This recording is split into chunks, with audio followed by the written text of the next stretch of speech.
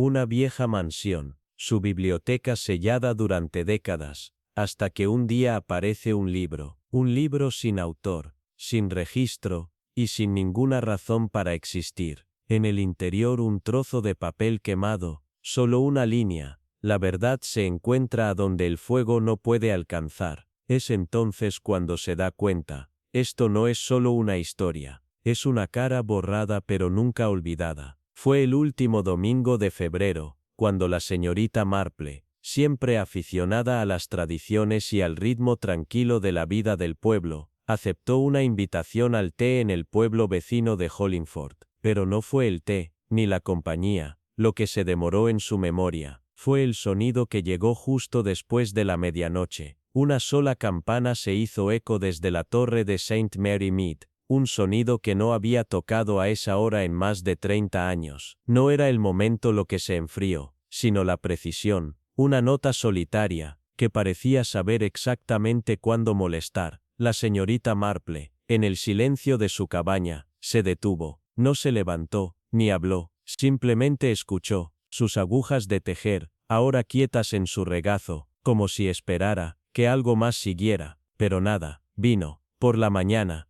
el pueblo llevaba una extraña opresión, como si la niebla se hubiera infiltrado no solo en los setos, sino también en los huesos de las propias personas. Los niños caminaron más rápido al pasar por la iglesia. La esposa del vicario habló demasiado suavemente en la panadería, y la vieja torre se alzó un toque más oscura. Debajo de ella, alguien había visto una figura de negro, alta, encorvada, y extrañamente lenta en su movimiento, como algo atrapado entre la memoria y la presencia. La señorita Marple, atraída por el aroma de la inquietud, hizo su paseo matutino habitual hacia el cementerio. Sus pasos eran tan ordinarios como siempre, pero sus ojos no se perdieron nada. La forma en que el musgo parecía recientemente perturbado cerca de la puerta de la sacristía, la nerviosa contracción en los dedos del reverendo Hartley, mientras la saludaba, demasiado. Habló de pájaros en el campanario, de viejos engranajes y óxido, de quizá una tormenta de primavera que inquietaba el mecanismo, pero su voz carecía de convicción. Antes de que ella pudiera presionar más, llegó un sobre sellado, entregado a mano por el empleado de la parroquia. El papel era viejo, verde descolorido, el sello ininterrumpido y con costras. El vicario lo tomó como quien carga un peso sobre el alma. No lo abrió de inmediato. Sus manos temblaban ligeramente, sus ojos se movieron hacia la torre. Más tarde esa semana, el organista, el señor Palgraver, recién regresado de convalecencia en un sanatorio galés, habló en susurros. Decía haber escuchado pasos en la nave durante su práctica solitaria. No imaginados, insistió, sino reales, deliberados, con ritmo. Se detuvieron cerca de la fuente, como si esperaran una confesión, en silencio. Cuando se volvió, la iglesia estaba vacía. La señorita Marple regresó al día siguiente, bajo el pretexto de verificar los arreglos florales. Allí conoció a Elsie, la limpiadora. Estaba pálida, y de labios apretados. Elsie había encontrado huellas en los escalones del altar, pequeñas, embarradas, inmóviles, y cuando las limpió, regresaron al día siguiente, idénticas, sin dueño. La señorita Marple no dijo nada entonces, pero las piezas habían comenzado a presionar juntas. El jueves, la caja de la sacristía mostró un aviso de muerte sin firmar, no escrito recientemente, pero claramente viejo, envejecido como una flor prensada, en memoria de Constance Beal. Partió de este mundo el 9 de abril de 1897. La verdad de Mayo, enterrada durante mucho tiempo, se eleva como hiedra sobre piedra. Ningún nombre fue listado en los registros de la iglesia, ninguna tumba marcada en el patio, pero cuando la señorita Marple preguntó a los residentes más antiguos, la señora Edgerton y el casi sordo señor Fawkes, algo pasó entre ellos. Una especie de fantasma, no se descartaba fácilmente. Recordaron a los Beal, vagamente, una familia que había vivido en la cabaña del huerto antes de la gran helada. Hubo susurros, pero nada se hablaba en voz alta, demasiado peligroso. Incluso ahora, con su habitual gracia, la señorita Marple pidió ver los registros históricos de la parroquia. El reverendo Hartley, ahora demasiado cansado para objetar, le entregó las llaves. Pasó la tarde lluviosa estudiando páginas frágiles, buscando a Constance Beal, y la encontró. Una sola línea, fechada en abril de 1897, bautismo anulado, nombre afectado a pedido de la familia, C. Beal. Debajo, una nota, sin entierro, sin confirmación, discrepancia no resuelta. El libro cerró con un sonido suave y decisivo, como un aliento retenido demasiado tiempo, finalmente exhalado. Al anochecer, el vicario confesó: la carta, aquella sellada en cera verde, se había dejado en la caja fuerte de un abogado en Bath. Su autora, una mujer que había vivido y muerto bajo un nombre falso, había ordenado que se entregara al vicario de St. Mary Mead, tras su muerte. Era una confesión. En ella, escribió sobre su tiempo como institutriz en la casa de los Beal, de una niña, Constance, que no había muerto por enfermedad, sino por violencia. Hubo una caída, pero no fue accidente. Una mano la había empujado, un grito, amortiguado por las hojas y la hiedra. El cuerpo nunca fue enterrado en el cementerio, sino escondido en el suelo del huerto. La familia, conectada y temerosa del escándalo, silenció todo. El asesino, un primo, heredó todo.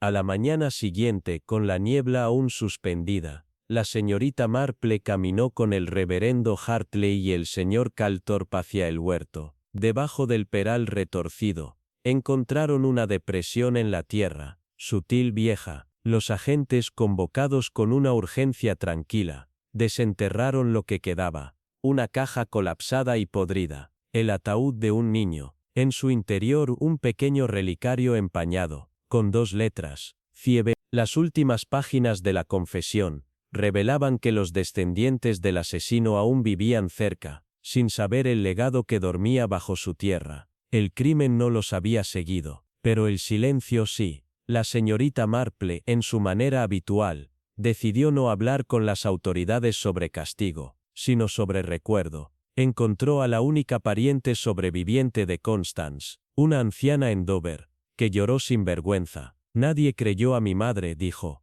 Pasó toda su vida preguntándose dónde habían puesto a su hermana. Una semana después, la campana volvió a tañer, esta vez al mediodía. No por misterio, sino por voluntad. Se realizó un servicio para Constance Beal, sin elogio, sin revelación dramática, solo un nombre, hablado en voz alta. Finalmente, la congregación se mantuvo en silencio. La hiedra rozaba los vitrales, como si escuchara. La señorita Marple estaba de pie en la parte de atrás, quieta, elegante. Cuando los aldeanos partieron, nadie sonrió, pero nadie frunció el ceño. El aire parecía más ligero, el silencio, más suave. De vuelta en su cabaña, reanudó su tejido de punto. El nuevo hilo, azul pálido como los cielos de abril. Afuera los narcisos asintieron suavemente, y la iglesia detrás de ellos estaba en silencio, ya no cargada por lo que había escondido. La justicia no había llegado en forma de escándalo o retribución, había venido simplemente en verdad. Y a veces reflexionó la señorita Marple,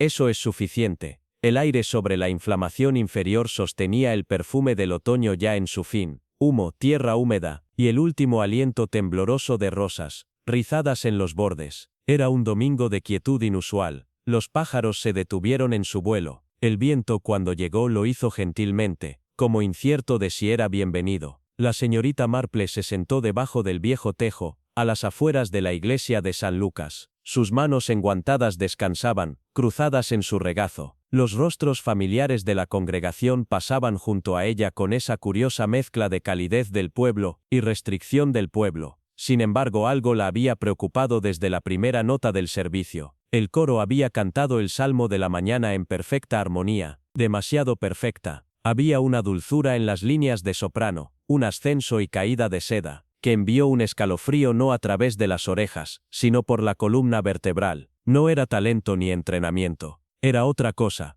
algo demasiado bien practicado. El señor Alaric Denholm había llegado solo un mes antes, un viudo, delgado como una caña, y pálido sobre las sienes. Llevaba puños demasiado apretados, y hablaba con una voz que caía al final de las oraciones. Había tomado el puesto de organista vacante sin fanfarria. Sus credenciales eran sólidas, sus modales casi impecables, y sin embargo, cuanto más tocaba, más se sentía que la música habitaba. Incluso las tuberías oxidadas del órgano parecían llorar y respirar de nuevo bajo sus manos. Se escuchó a la señora Brattle, la esposa del vicario, comentar que su interpretación podría mover incluso la piedra a la oración. Pero la señorita Marple, no aficionada a la poesía en asuntos de intuición, sintió algo completamente distinto. Cuando visitó la sacristía, con el pretexto de entregar conservas, encontró el banco del órgano recientemente espolvoreado, las teclas impecables, pero los himnarios, arreglados de forma extraña. Los salmos marcados no eran los que se cantaban,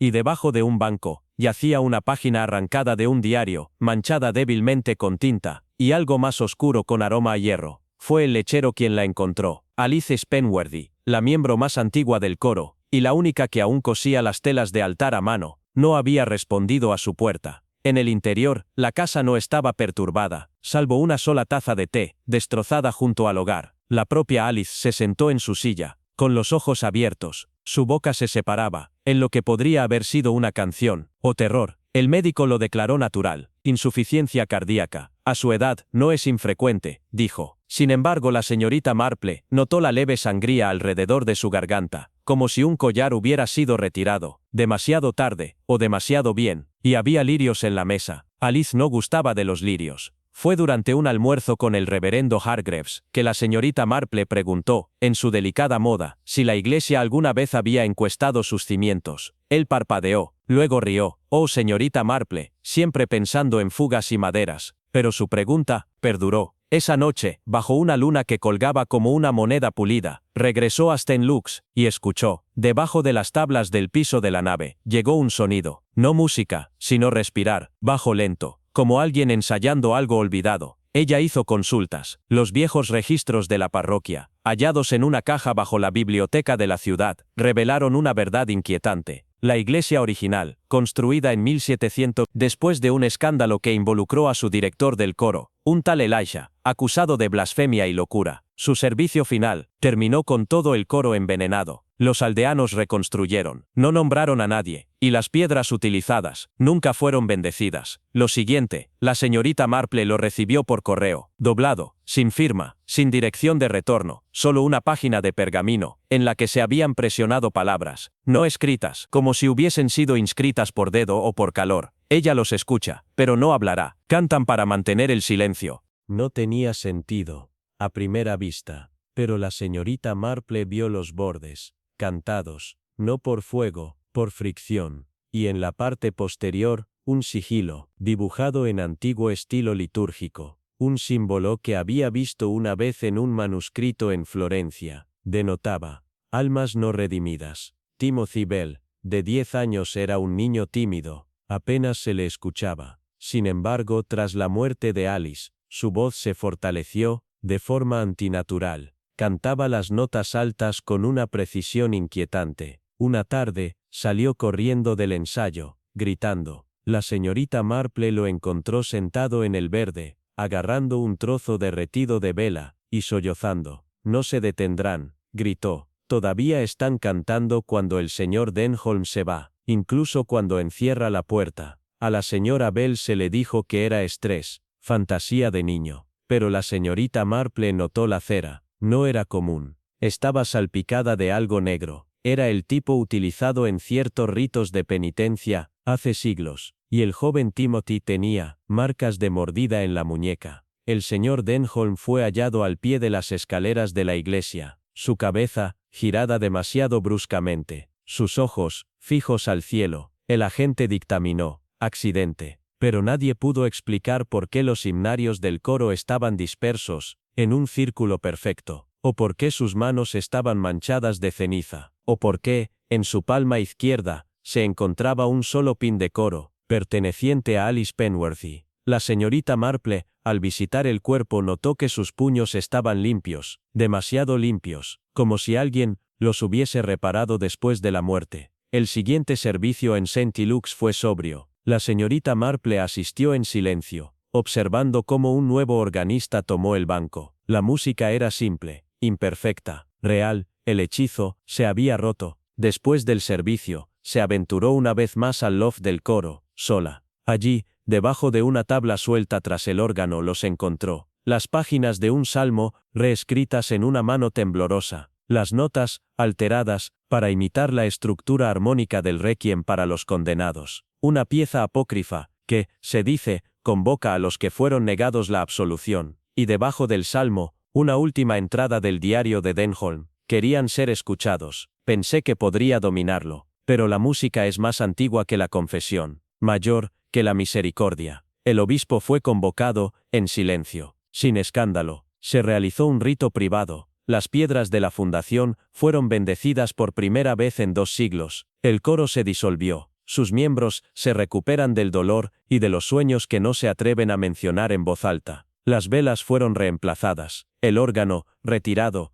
El aire se limpió. La señorita Marple reanudó sus caminatas. Pasaba junto a la iglesia con frecuencia, pero no se demoraba. Con el tiempo, la música se desvaneció de las mentes de los aldeanos, como una historia que preferían no contar. Solo ella recordó la dulzura del primer salmo y cómo la perfección es, a veces, lo más antinatural del mundo. En su jardín, bajo el zumbido de las abejas y el oro del otoño, tarareaba una melodía de vez en cuando, siempre un poco fuera de clave. Y cuando el viento se elevaba, llevaba el sonido hacia arriba, no hacia abajo, porque algunas canciones, había aprendido, es mejor que queden sin terminar. Comenzó con la ausencia de un sonido. Por 3 mañanas seguidas, la campana de St. Mildred's, la iglesia más antigua de Glenshire Hollow, dejó de marcar la hora. Había anunciado cada amanecer desde los días de la reina Victoria, mucho antes de que la hiedra enroscara sus dedos en las piedras de la torre, mucho antes de que el pueblo tuviera electricidad, o siquiera una tienda de comestibles. Su silencio, aunque sutil, inquietó el ritmo de la vida. Las ventanas se abrían un poco más despacio, las teteras tardaban más en hervir. Fue la señorita Marple quien notó, primero, que no se trataba de un fallo mecánico, sino de una intención. Si fuera óxido, le dijo al señor Kingsley, el maestro de estación retirado, escucharíamos la lucha del metal, pero este silencio se siente, consciente. Glenshire Hollow no era un lugar de grandes tragedias. Sus secretos, como sus setos, crecían fuertes y heridos. La señorita Marple había venido a visitar a su prima Isobel, cuya ciática había regresado con la primera helada. Se alojaba en la sala del jardín, con vista al antiguo verde donde los niños solían danzar alrededor del Maypole, y donde ahora solo los cuervos se atrevían a reunirse. El campanario se alzaba justo más allá, y en la quietud antes del amanecer, parecía no vacío, sino vigilante. El señor Lionel Brackley había llegado a la parroquia apenas 6 semanas antes, guardián interino, designado tras la repentina jubilación del querido señor Wexford, quien miraba las tazas de té, murmurando sobre sombras en las escaleras. Brackley era cortés, aunque no cálido, un hombre de altura sin pretensiones, siempre vestido de gris carbón. Tenía el hábito peculiar de quedarse muy quieto mientras se le hablaba, como si esperara un eco antes de responder. Había traído cambios, sutiles, meticulosos. Los himnarios fueron reordenados. Los viejos candelabros de latón, pulidos hasta brillar de forma antinatural, desalentó los ensayos del coro de los jueves, reemplazándolos con lo que él llamaba ediciones privadas. El pueblo acató, con la obediencia que da la costumbre. La señora Elspeth Gray había vivido en el borde del hueco durante 71 años. Había cuidado todas las telas del altar y confeccionado cada corona festiva desde la guerra. La encontraron muerta en su silla. A su lado, una sola vela consumida hasta la base, un salterio abierto en el Salmo 13. Si hago mi cama en el Sheol, allí estás tú. El médico dictaminó. El corazón, simple, seguro. Pero la señorita Marple, presente al preparar el cuerpo, notó algo más. Sus dedos estaban teñidos de un azul tenue. Azul como la cera usada únicamente una vez al año, en la vigilia de Adviento. Una cera que se suponía debía estar almacenada en la cámara sellada del campanario. Años antes un niño llamado Michael Crenham había servido como campanero. Ágil, callado, componía música que decían nadie oía, escrita en los márgenes de sus libros escolares. A los 17 lo encontraron ahogado en el río que serpenteaba más allá de St. Mildred's. La investigación fue inconclusa, se le lloró, y con el tiempo se le olvidó. Pero ahora, cuando la señorita Marple estuvo bajo la torre, vio algo curioso grabado en la piedra junto a la puerta, un sigilo, apenas visible, circular, intrincado, como una rueda de espinas, y debajo, en una caligrafía infantil,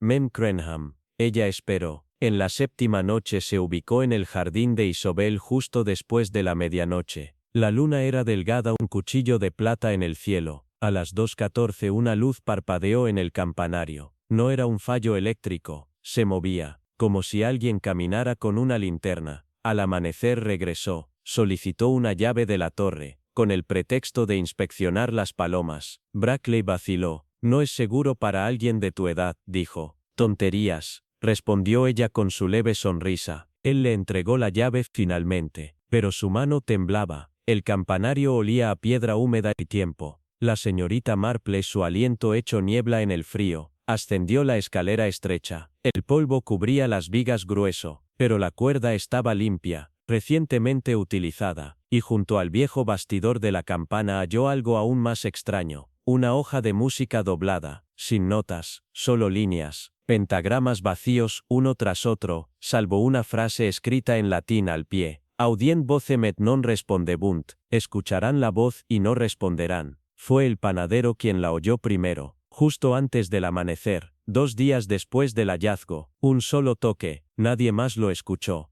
aunque los perros aullaron, y un espejo se rompió en la oficina de correos. Esa mañana, el señor Brackley no apareció en la vicaría, ni en su casa. Lo hallaron horas después, desplomado en la nave. Estaba vivo, pero sin habla. Sus manos, cubiertas de hollín. La señorita Marple lo visitó en el hospital. No podía hablar, pero cuando se le entregó un bolígrafo, garabateó una y otra vez una sola línea. Solo quería escucharlo. Los servicios se suspendieron por 15 días. La iglesia estaba quieta, pero en ese silencio, la señorita Marple caminó por los pasillos, y bajo el altar, en una cavidad sellada que alguna vez guardó reliquias, encontró la campana original, envuelta en tela carmesí, sellada con cera. La cera era azul. Una nota reposaba a su lado, más antigua que Brackley, más antigua que cualquier recuerdo vivo. La campana no debe volver a sonar. Los llama. Trae a los perdidos a casa. Ella lo reconstruyó a partir de susurros, registros parroquiales, y sueños que Isobel comenzó a contar, sin saber por qué. Michael Cranham no se había ahogado por capricho. Había escondido la campana a medianoche como un reto, decían, pero lo que respondió no fue un eco. El sonido que provocó no era para los oídos humanos. Brackley había sido un erudito. Una vez, había escrito un artículo sobre frecuencias sagradas, sobre el poder del sonido para despertar la memoria. No vino a preservar la iglesia, sino a convocar aquello que una vez durmió, debajo de ella. Con el consentimiento tranquilo del obispo, la campana fue silenciada. Una ceremonia, celebrada sin fanfarria. El badajo volvió a la rebosía. La torre, sellada. Ningún sermón explicó por qué. Solo la señorita Marple, caminando por el verde helado, sabía que no toda música debe ser escuchada. Se sentó una última mañana en el jardín, taza de té en mano, mirando la torre.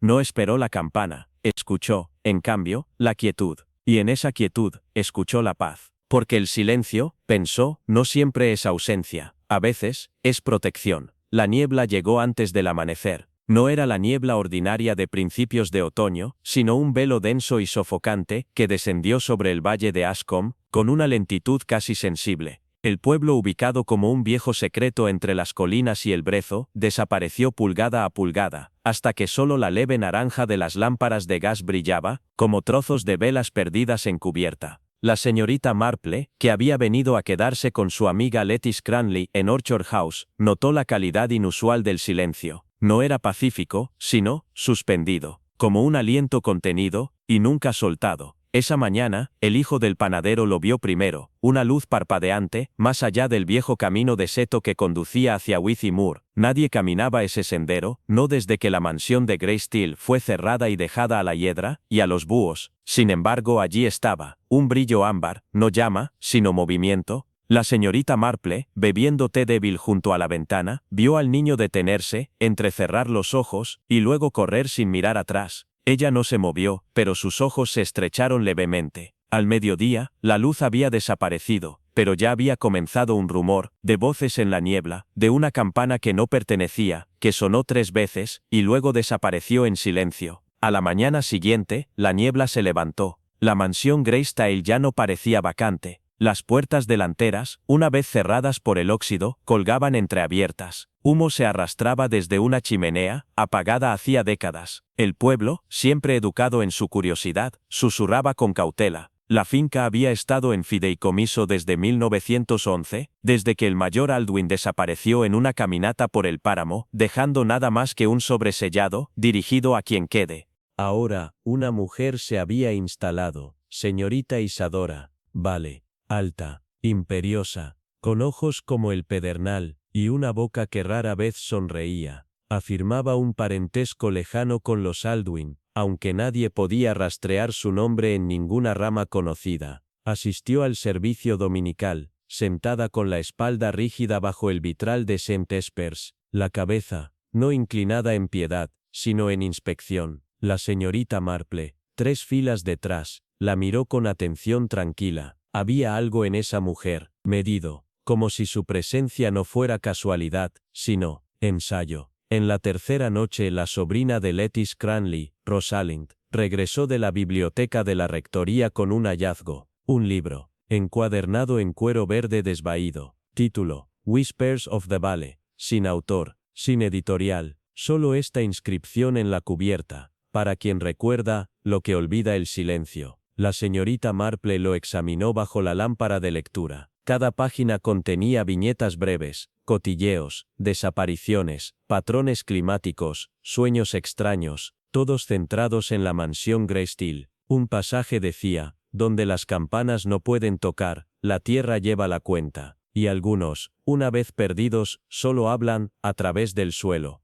Rosalind, pálida y reflexiva, dijo que el estante donde lo encontró, había estado vacío el día anterior. El granjero Heb Cartwright fue el primero en verlo, un hombre, de pie en el campo de cebada al atardecer, inmóvil, sin caminar, solo, mirando al pueblo. Su abrigo permanecía quieto a pesar de la brisa. Cuando Cartwright gritó, el hombre no giró. Cuando se acercó, el campo estaba vacío. La historia pudo haberse descartado. Se sabía que Jeb comenzaba su brandy temprano, pero pronto otros comenzaron a verlo, siempre al anochecer, siempre observando, nunca moviéndose. Los niños lo apodaron el hombre gris. Uno de ellos juró ver huellas en la escarcha de su ventana, que no llevaban a ninguna parte. La señorita Marple preguntó a Rosalind en voz baja si había soñado con Greysteel. La niña se puso pálida, y asintió. Escuché a alguien golpear, debajo de las tablas del piso, susurró, pero la casa estaba en silencio. El libro mayor de la iglesia, mantenido meticulosamente por más de 2 siglos, apareció alterado. Páginas alzadas, tinta manchada. En la última hoja, reservada para bautismos y entierros, se había añadido un nombre, con letra temblorosa, Isadora, vale, recibida. Pero no había registro de ningún servicio. Ningún vicario ofició. Ningún testigo firmó. La señorita Marple visitó la sacristía. La pluma usada, aún húmeda, solicitó hablar con el vicario. Se había enfermado esa misma mañana, sin voz, ojos rojos de fiebre. Dijo haber soñado con campanas. Decidida, la señorita Marple fue a Greysteel con el pretexto de entregar conservas. La señorita Vale las aceptó con cortesía helada. El interior de la mansión, restaurado pero no renovado, como si el tiempo no hubiera pasado. El polvo evitaba ciertas esquinas. Los espejos colgaban donde deberían estar las ventanas. La señorita Marple pidió usar el baño. Fue guiada por un pasillo, pero se desvió por una escalera oculta que había notado en un retrato familiar años atrás. La bodega era fría, no mohosa, sino mineral, y allí, muy débilmente escuchó algo, no del todo sonido, no del todo silencio, como la respiración entre palabras. En la pared las iniciales, HI, debajo aún escucha. Esa noche, dijeron que Greysteel se incendió. Solo una pareja en su caminata nocturna lo vio, llamas, que se curvaban en la niebla. Pero al acercarse, desaparecieron, sin calor, sin humo, sin daño, solo un círculo de cenizas frente a la puerta, perfectamente redondo, y aún ardiendo. La señorita Marple, al saberlo, asintió. No siempre es lo que arde, lo que importa, dijo, sino lo que regresa, cuando la llama se apaga. Lettice Cranley despertó gritando. Rosalind la halló colapsada junto al hogar, sus labios murmurando un solo nombre, Aldwin. En la 8ª mañana, el cartero halló un sobre en la entrada de la iglesia, sin sello, sin dirección, solo un emblema de cera, una campana, atravesada por una línea de silencio. Dentro, una carta. Para quien escucha, la puerta está abierta. La campana volverá a sonar, y los perdidos hallarán su camino por un sonido no oído, pero recordado. La señorita Marple la leyó 2 veces, luego, la colocó en el brasero de la iglesia, observándola ennegrecerse y curvarse, como una campana, sin eco. Rosalind, atormentada por los sueños, regresó a la biblioteca de la rectoría por última vez. Allí, entre viejos libros de contabilidad,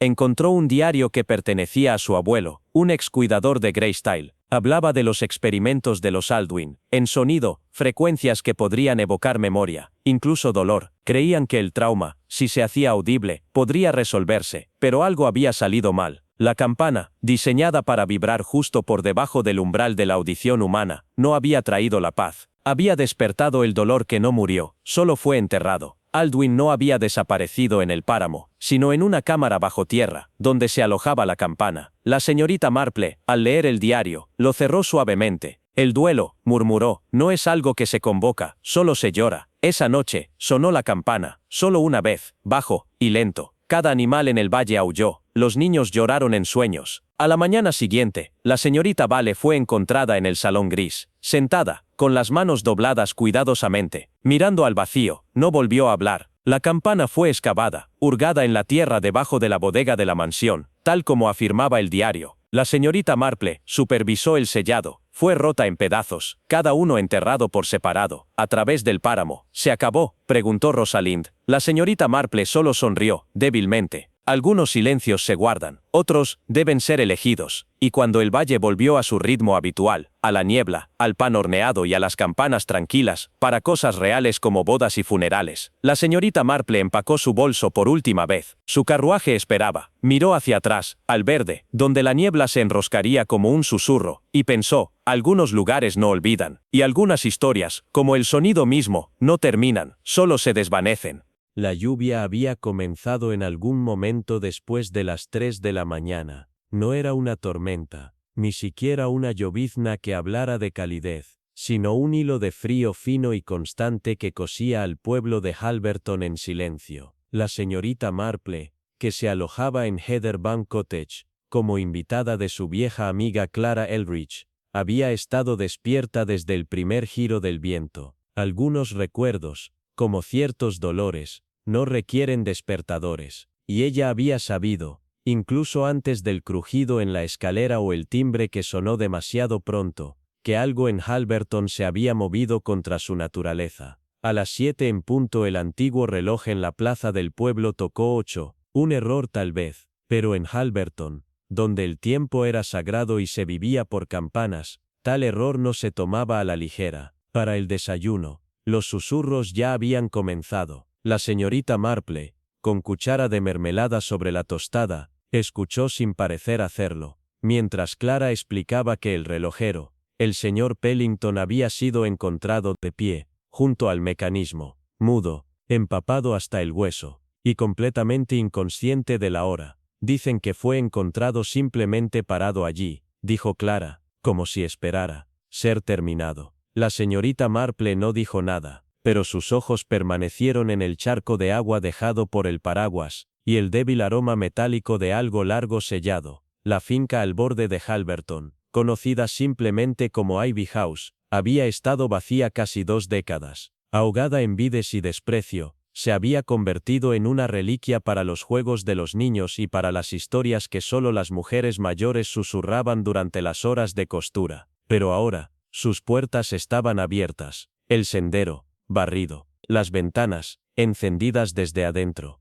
La nueva residente era una señorita Calandra Phelps, joven, de una belleza frágil, como un pájaro no destinado a jaulas. Se decía que había comprado la propiedad en su totalidad. Rechazó todas las invitaciones sociales, salvo una, un servicio en la iglesia de St. Maudlin, donde se sentó sola, en el segundo banco inclinada, como bajo un peso interno. La señorita Marple la observó desde atrás, con el tejido olvidado en su regazo. Había algo, no del todo inacabado, pero detenido, sobre la joven, un silencio, no de temperamento, sino de decisión. La jefa de correos, la señora Galdwin, lo descubrió primero. Una carta, dirigida pero sin sello. Su papel era áspero, y olía extraño, como si hubiera sido guardado con hierbas o tinta seca. Iba dirigida a un tal señor Gideon Harrow, un nombre ya inexistente en los registros, aunque una vez muy hablado en Halverton. En su interior, una sola frase: lo que enterraste, no fue solo tuyo.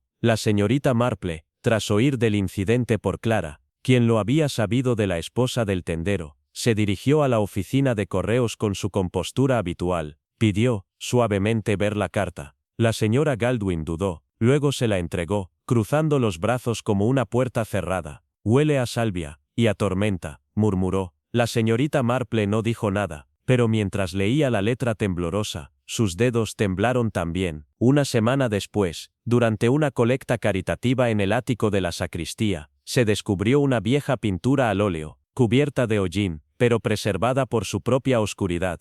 Representaba Ivy House antes de la hiedra. En sus escalones, 3 figuras, una mujer, un hombre y un niño. El hombre era, inequívocamente, Gideon Harrow, la mujer, desconocida. Pero el niño mostraba un parecido sorprendente con la señorita Phelps. La señorita Marple, llamada para ayudar a identificar la pieza, la contempló largamente. Notó los ojos de la niña, su tristeza ilegible, y la forma en que su mano no sostenía la de la mujer, sino que simplemente flotaba cerca. Un retrato, murmuró. Es, a menudo, menos una semejanza que una confesión. Esa noche, las ventanas de Ivy House permanecieron oscuras. Jonas Mix había sido el jardinero de Ivy House antes de que cayera en ruinas. Ahora, en sus 70, vivía solo en el páramo. Rara vez hablaba, salvo cuando la bebida o los sueños lo vencían. Pero cuando vio a la señorita Phelps en el pueblo, según se informó, cayó de rodillas y lloró. Perdóname, estaba destinado a mantenerte a salvo. Fue llevado a casa por 2 agentes,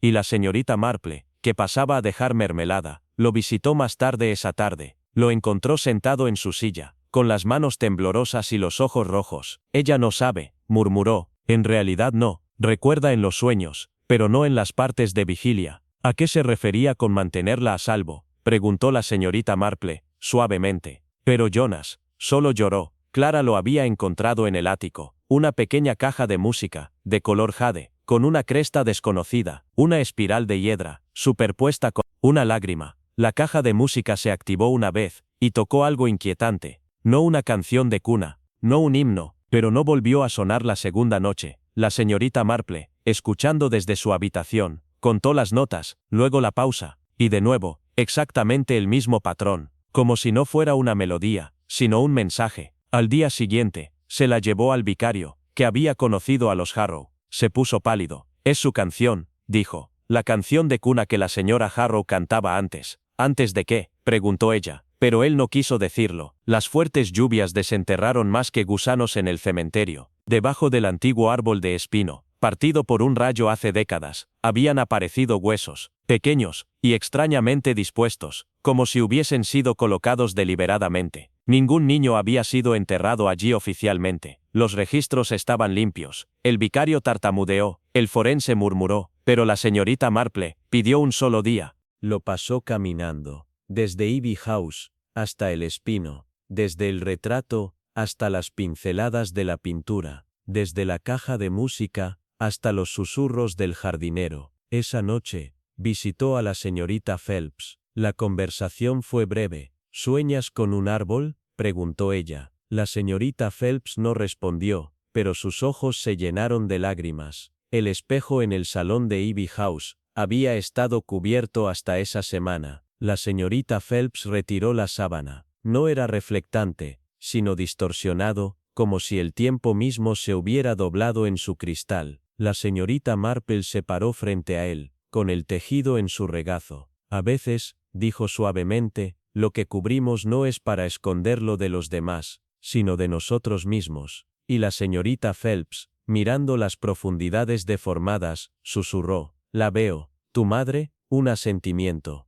«Ella no murió en el extranjero, ¿verdad?». «No, ella murió aquí». Detrás de Ivy House, una fuente cubierta tenía un solo nombre, revelado recién por la tormenta y el tiempo. Alice, el nombre de un niño. Y debajo, grabado hace mucho, «Perdónanos». La señorita Marple se quedó allí, cuando Clara y el vicario se acercaron. La verdad comenzaba a sentarse, como el polvo que finalmente encuentra su lugar en el aire. Un niño escondido, una madre rota, un hombre silenciado por la culpa, y un pueblo, demasiado educado para preguntar. «Los huesos», susurró Clara, «fueron enterrados con amor», dijo la señorita Marple, «pero el amor no es suficiente cuando el silencio echa raíces». El forense lo dictaminó como un entierro histórico, sin crimen, sin enjuiciamiento, solo misterio, devuelto a la hiedra. La señorita Phelps dejó Halberton poco después, pero dejó un pequeño sobre dirigido a la señorita Marple. Dentro, un dibujo de la vieja fuente, recién restaurada, y una nota. Se llamaba Alice.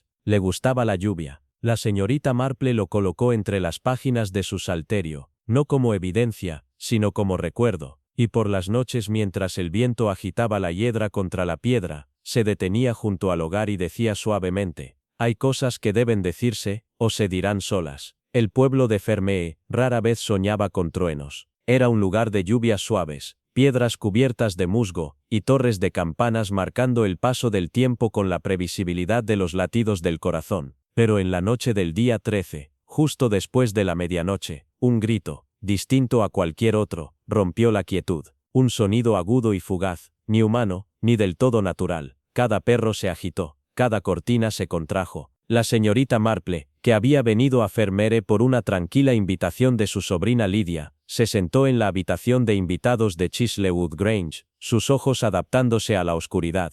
El grito se había ido, tragado por el viento, pero algo había cambiado. A la mañana siguiente, el campanero de St. Bartolph, Edwin Murrin, fue encontrado desplomado al pie de la torre, no herido, no muerto, sino silencioso, inmóvil, sin mirar nada. Decían que había subido durante la noche. Decían que la campana había sonado una vez, sola, aunque no había ningún servicio programado. La señorita Marple, revolviendo el azúcar en su té, hizo la clase de pregunta que sonaba más como un suspiro. ¿Quién fue el primero en oír la campana? La iglesia de Fermére llevaba siglos en pie. Su campana, forjada en una fundición olvidada, estaba inscrita con palabras que pocos aún sabían traducir. Pero Edwin siempre la había atendido con esmero. Viudo, era conocido por tararear mientras trabajaba, y sus manos, aunque endurecidas, podían convencer a las cuerdas con la gracia de una oración. Ahora, estaba en su cabaña, pálido, sudando, susurrando la misma frase, una y otra vez. Llamó, pero no pude detenerla. La señorita Marple fue a visitarlo, llevando bollos y cordial de flor de saúco. Escuchó sus desvaríos con la quietud de alguien que teje el sentido de los hilos enredados. Cuando él hizo una pausa, ella preguntó si alguna vez había oído sonar la campana sola antes. Él negó con la cabeza. No fue la campana, dijo, finalmente, fue lo que vino con ella. Lydia había invitado a la señorita Marple con el pretexto de hacerle compañía. Pero algo más se ocultaba entre las líneas. Su segunda carta, escrita días antes de la campana de medianoche, fue encontrada sin abrir, resbalada detrás del aparador. La señorita Marple la leyó con cuidado. Tía Jane, me temo que me equivoqué al quedarme. Fermére es hermoso, pero hay algo aquí, no está del todo dormido, ni completamente despierto. Escuché llorar en el huerto al anochecer. Pensé que era el viento, pero el viento no habla mi nombre. La letra temblaba al final, como escrita con prisa, o con miedo. La señorita Marple dobló la carta con sumo cuidado. No creía en fantasmas, pero sabía reconocer el miedo cuando lo veía.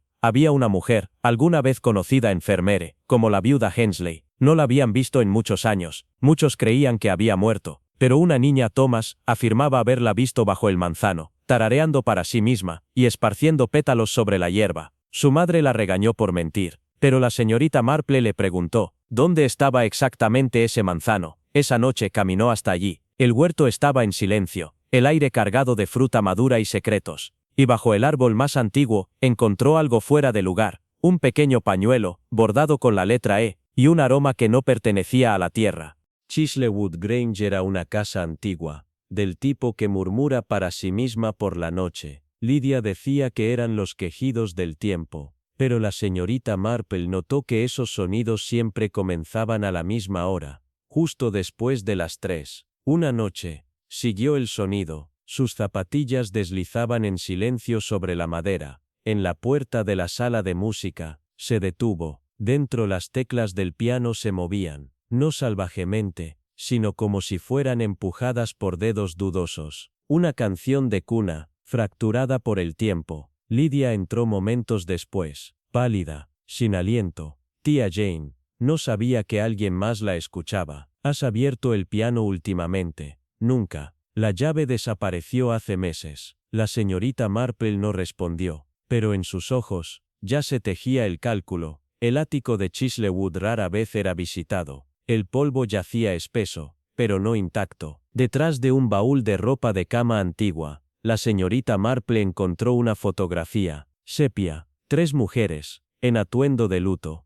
Lydia no reconoció a ninguno de ellos. Mira aquí, dijo la señorita Marple, tocando la esquina, un nombre escrito en tinta desvaída, E. Hensley. ¿Y un año? La voz de Lidia vaciló. Eso la haría, más de 100. Algunos recuerdos, respondió la señorita Marple con suavidad, viven más tiempo que los cuerpos que los sostienen. El campanario de la iglesia, una vez sellado para la investigación, había sido reabierto. Un niño afirmó ver luz allí, otra vez. La señorita Marple subió sus sinuosas escaleras con la tranquila determinación de alguien que no temía fantasmas, sino negligencia. En la parte superior, encontró la linterna, a la vista, cálida y a su lado, un himnario abierto en un oscuro pasaje funerario. En la muerte, recuerda a los olvidados. Las garabateadas eran palabras más nuevas. Perdóname, Edwin. Ella descendió con cuidado, pero su mente era rápida. Edwin no había escondido la campana por elección. Había tratado de detener a alguien que no pudo ser llorado hasta que la recordaran. Lo encontraron después de la primera helada. El viejo pozo, largo tiempo oculto debajo de las hojas, yacía abierto. En su interior, no había huesos, pero sí restos, un broche, la cinta de un niño, y una página himnal desgarrada. Lidia lloró al verlo. Había soñado con una mujer llamando su nombre, llorando debajo del árbol. La señorita Marple estaba de pie junto a la gente. Fermere enterró algo hace mucho tiempo, no un cuerpo, una culpa. Pero ¿quién era ella? Una hermana, una hija, quizás una madre. No es importante por su nombre, pero vital por el dolor. Edwin murió en silencio, mientras dormía. El forense no encontró nada mal, pero el día de su funeral, la campana se negó a sonar. La cuerda no se movía, y el badajo quedó en silencio. La señorita Marple observó cómo los aldeanos estaban parados, en quietud. Entonces Lidia, sin palabra o advertencia, comenzó a cantar. Una canción de cuna, la del piano, y al otro lado del cielo, las nubes se separaron. La campana se movió una vez, solo una vez. La señorita Marple dejó Fermere con una cartera de flores prensadas, y la tranquila gratitud de Lidia. Cuando el tren se alejó, miró hacia la torre, el huerto, las colinas en sombra. Algunas cosas, pensó, no mueren, esperan. En la música, en el polvo, en los gritos de las campanas a la medianoche. Y cuando el silencio se rompe, no todos regresan con ira. Algunos regresan solo para ser nombrados. Y la señorita Marple, doblando la segunda carta de Lidia una vez más, pensó solo esto: no son los muertos los que nos persiguen. Es la verdad que no hablamos en voz alta. Rain había visitado el pueblo de Eldenbrook durante 4 días sin pausa, suavizando el suelo y colgando los cielos en un gris que parecía más memoria que clima. Era un pueblo de setos y de historia, donde los caminos adoquinados pasaban más allá de las ventanas ahogadas de hiedra, y las campanas de las iglesias sonaban con tanta familiaridad, que ya nadie las escuchaba. La señorita Marple llegó bajo el pretexto de visitar a un viejo amigo, pero la carta que había provocado su viaje no tenía escritura a mano, ninguna dirección de regreso, solo una página escrita en una cinta que se desvanecía. No murió por fuego aunque el mundo lo cree así. Ven en silencio. Trae paciencia. Ella no se lo mostró a nadie, lo dobló en su bolsillo de viaje, y entró en Eldenbrook con la misma gentileza que uno se reserva para un cementerio. Su anfitriona, la señora Trevelyan, vivía en Greycroft Hall, una mansión tan majestuosa como desmoronada, donde las cortinas de encaje colgaban cojas y las habitaciones llevaban el perfume de lavanda y del tiempo olvidado. Sobre el té, con el hogar susurrando humo en la humedad, la señora Trevelyan comentó, casi como quien suspira en conversación, que el 25º aniversario del incendio de Ashfield estaba cerca. Pobre Lionel, dijo, tan valiente, tan quemado. La señorita Marple asintió, revolviendo su té. Ya había notado la curiosa ausencia de cualquier edificio quemado durante su viaje al pueblo. Ashfield House estaba sola, al borde de una cresta, sus puertas oxidadas pero cerradas. Los lugareños decían que nada crecía en el suelo donde se había desatado el fuego, pero la señorita Marple vio rosas de brezo trepando por la cerca, sus pétalos como dolor. La casa en sí estaba intacta, desgastada, sí, pero sin marca de llama. Preguntó por el fuego al vicario, un hombre delgado, con ojos tristes que hablaba como si cada palabra pudiera romperse. Lionel Morecambe, dijo, murió salvando al niño. La casa se incendió en la tormenta, solo quedaron cenizas y un cuerpo. Un cuerpo. Lionel, el niño sobrevivió, se fue al extranjero. Lo dijo con una curiosa falta de detalle, como si el niño fuera un recuerdo fantasma, a medio formar,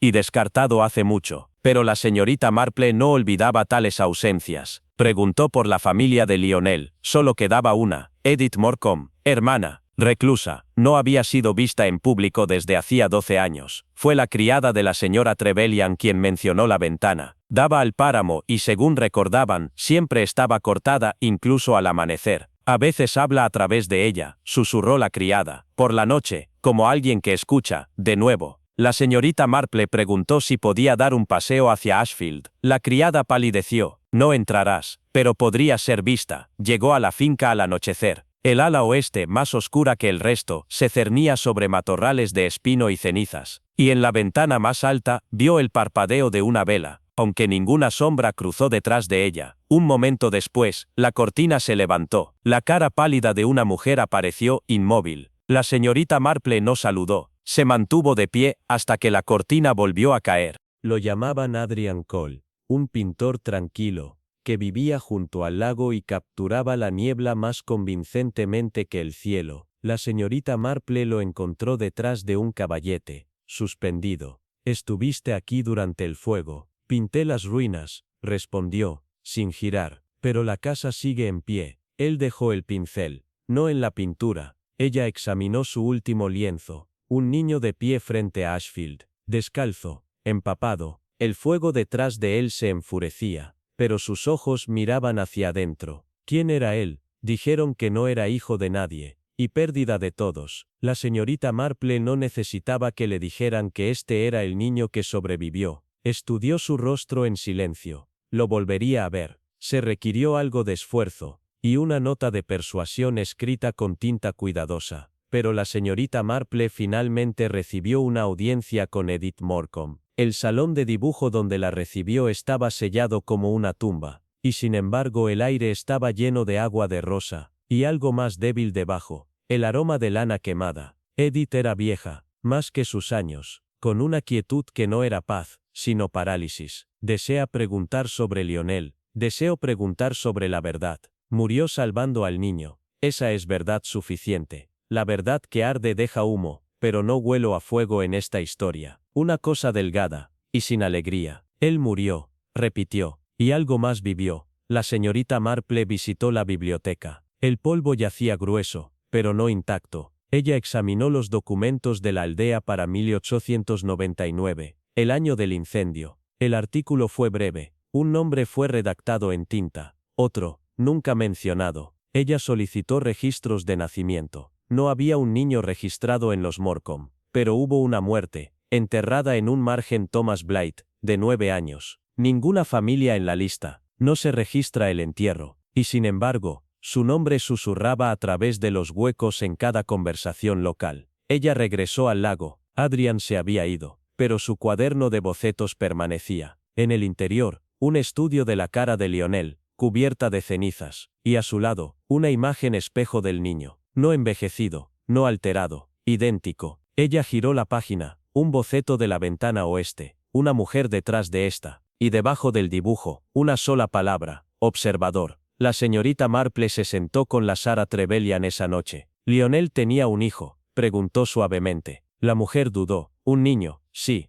pero no reconocido. Su madre era, no del mundo de Lionel, una sirvienta. Peor, un poeta». Ella sonrió débilmente, disculpada. Ella murió, el niño fue enviado lejos, pero él regresó, brevemente, antes del incendio. La señorita Marple asintió. Ser recordado, o borrar. Ella regresó a Ashfield con una linterna, y un nombre. En la puerta se abrió. Edith la conoció en el umbral. Ya sabes, entonces, sospecho. Todavía no lo sé. Subieron al ala oeste. La habitación estaba desnuda, salvo por un espejo, y un viejo abrigo de lana. Edith se paró ante el espejo. Él también era mío, dijo. Mi hermano, mi pena. Intentó esconder al niño. Intentó sofocar, lo que no estaría hecho. El fuego. Una mentira. Fingió su muerte. Enterró a Thomas en su lugar. Pero Thomas regresó, una y otra vez en sueños, en pintura, en el silencio. La señorita Marple no dijo nada. El espejo no la reflejó, solo a Edith. Y, un niño detrás de ella. A la mañana siguiente, el pueblo se despertó con la noticia de que Ashfield House había sido golpeada por un rayo. Esta vez, el ala oeste se había quemado. Nadie había vivido allí en años, según los documentos. Y sin embargo se encontraron dos cuerpos, uno de una mujer, envejecida, y otro sin nombre. La señorita Marple regresó al salón de Greycroft con un corazón pesado. Ella abrió la carta mecanografiada una vez más. La tinta se había desvanecido aún más, pero ella la leyó de nuevo. No murió por fuego, aunque el mundo lo cree así. Ven en silencio. Trae paciencia. Ella lo trajo, y se fue con nada más que la verdad. Antes de salir de Eldenbrook, la señorita Marple visitó el lago por última vez. La cabaña de Adrian estaba cerrada, pero en la ventana colgaba una sola pintura. El niño otra vez, ahora mayor, sentado ante un fuego, una mano extendida, no en las llamas, sino en las sombras más allá de ellas. Ella dobló sus guantes, lentamente, cuidadosamente. Algunos niños mueren sin morir, algunos recuerdos arden sin humo, y a veces, el fuego que consume una casa no es el que deja las marcas. Cuando el tren se alejó, cerró los ojos. Las cenizas, pensó, son solo lo que queda. Pero, lo que queda aún puede hablar. Weatherdown Hollow no aparecía en la mayoría de los mapas. Se encontraba ubicado en un valle donde las colinas se doblaban como lino suavizado, y los árboles susurraban secretos entre sí, a través de campos empapados de niebla. En la primera mañana de octubre, la niebla se negó a levantar, se aferró al alero y a los claustros, sangró a través de agujeros de llave, y se cernía justo por encima del cementerio, como una respiración demasiado larga. A las 6:30, mientras la mayoría de Weatherdown aún dormía, un sonido rodó débilmente a través de la niebla. Uno podría haberlo confundido con el viento, hasta que lo escucharon de nuevo, una campana, profunda, lenta, pero extrañamente hueca, como si fuera de piedra. Ningún campanario en Weatherdown Hollow coincidía con el sonido. La campana de la iglesia no había sonado en años, ya que el mecanismo se había oxidado en el silencio. Pero la señorita Marple, que había llegado 2 días antes con el pretexto de visitar a la amiga de su sobrina, lo escuchó tan claramente como el revuelo de cucharas en el té del desayuno. Se sentó en la ventana de Lilac House, su tejido se detuvo en su regazo, escuchando. Sonó una vez más. Luego, esa tarde tomó el té con la señorita Felicity Rowe, bibliotecaria y cronista no oficial de la tradición del pueblo. Hablaron del clima, la lana, y una próxima cena de cosecha. Fue solo después de un silencio particularmente largo que la señorita Marple, con su manera gentil, preguntó: ¿Suenan las campanas en Weatherdown Hollow, señorita Rowe, aparte de la torre de la iglesia? La señorita Rowe no respondió de inmediato. En cambio, agitó su té con un cuidado delicado, como si la respuesta pudiera estar en el fondo de la taza. Hay una leyenda, una campana, debajo de la tierra. Dicen que suena, cuando los muertos han sido perjudicados. La señorita Marple inclinó la cabeza. Los muertos a menudo son perjudicados. No pueden discutir. Felicity dio una media sonrisa. Sonó una vez, hace mucho tiempo después de la desaparición del cura, y una vez antes de eso, cuando la hija del viejo vicario se ahogó, pero me atrevo a decir que son solo cuentos. La señorita Marple no creía en los cuentos, solo en su utilidad.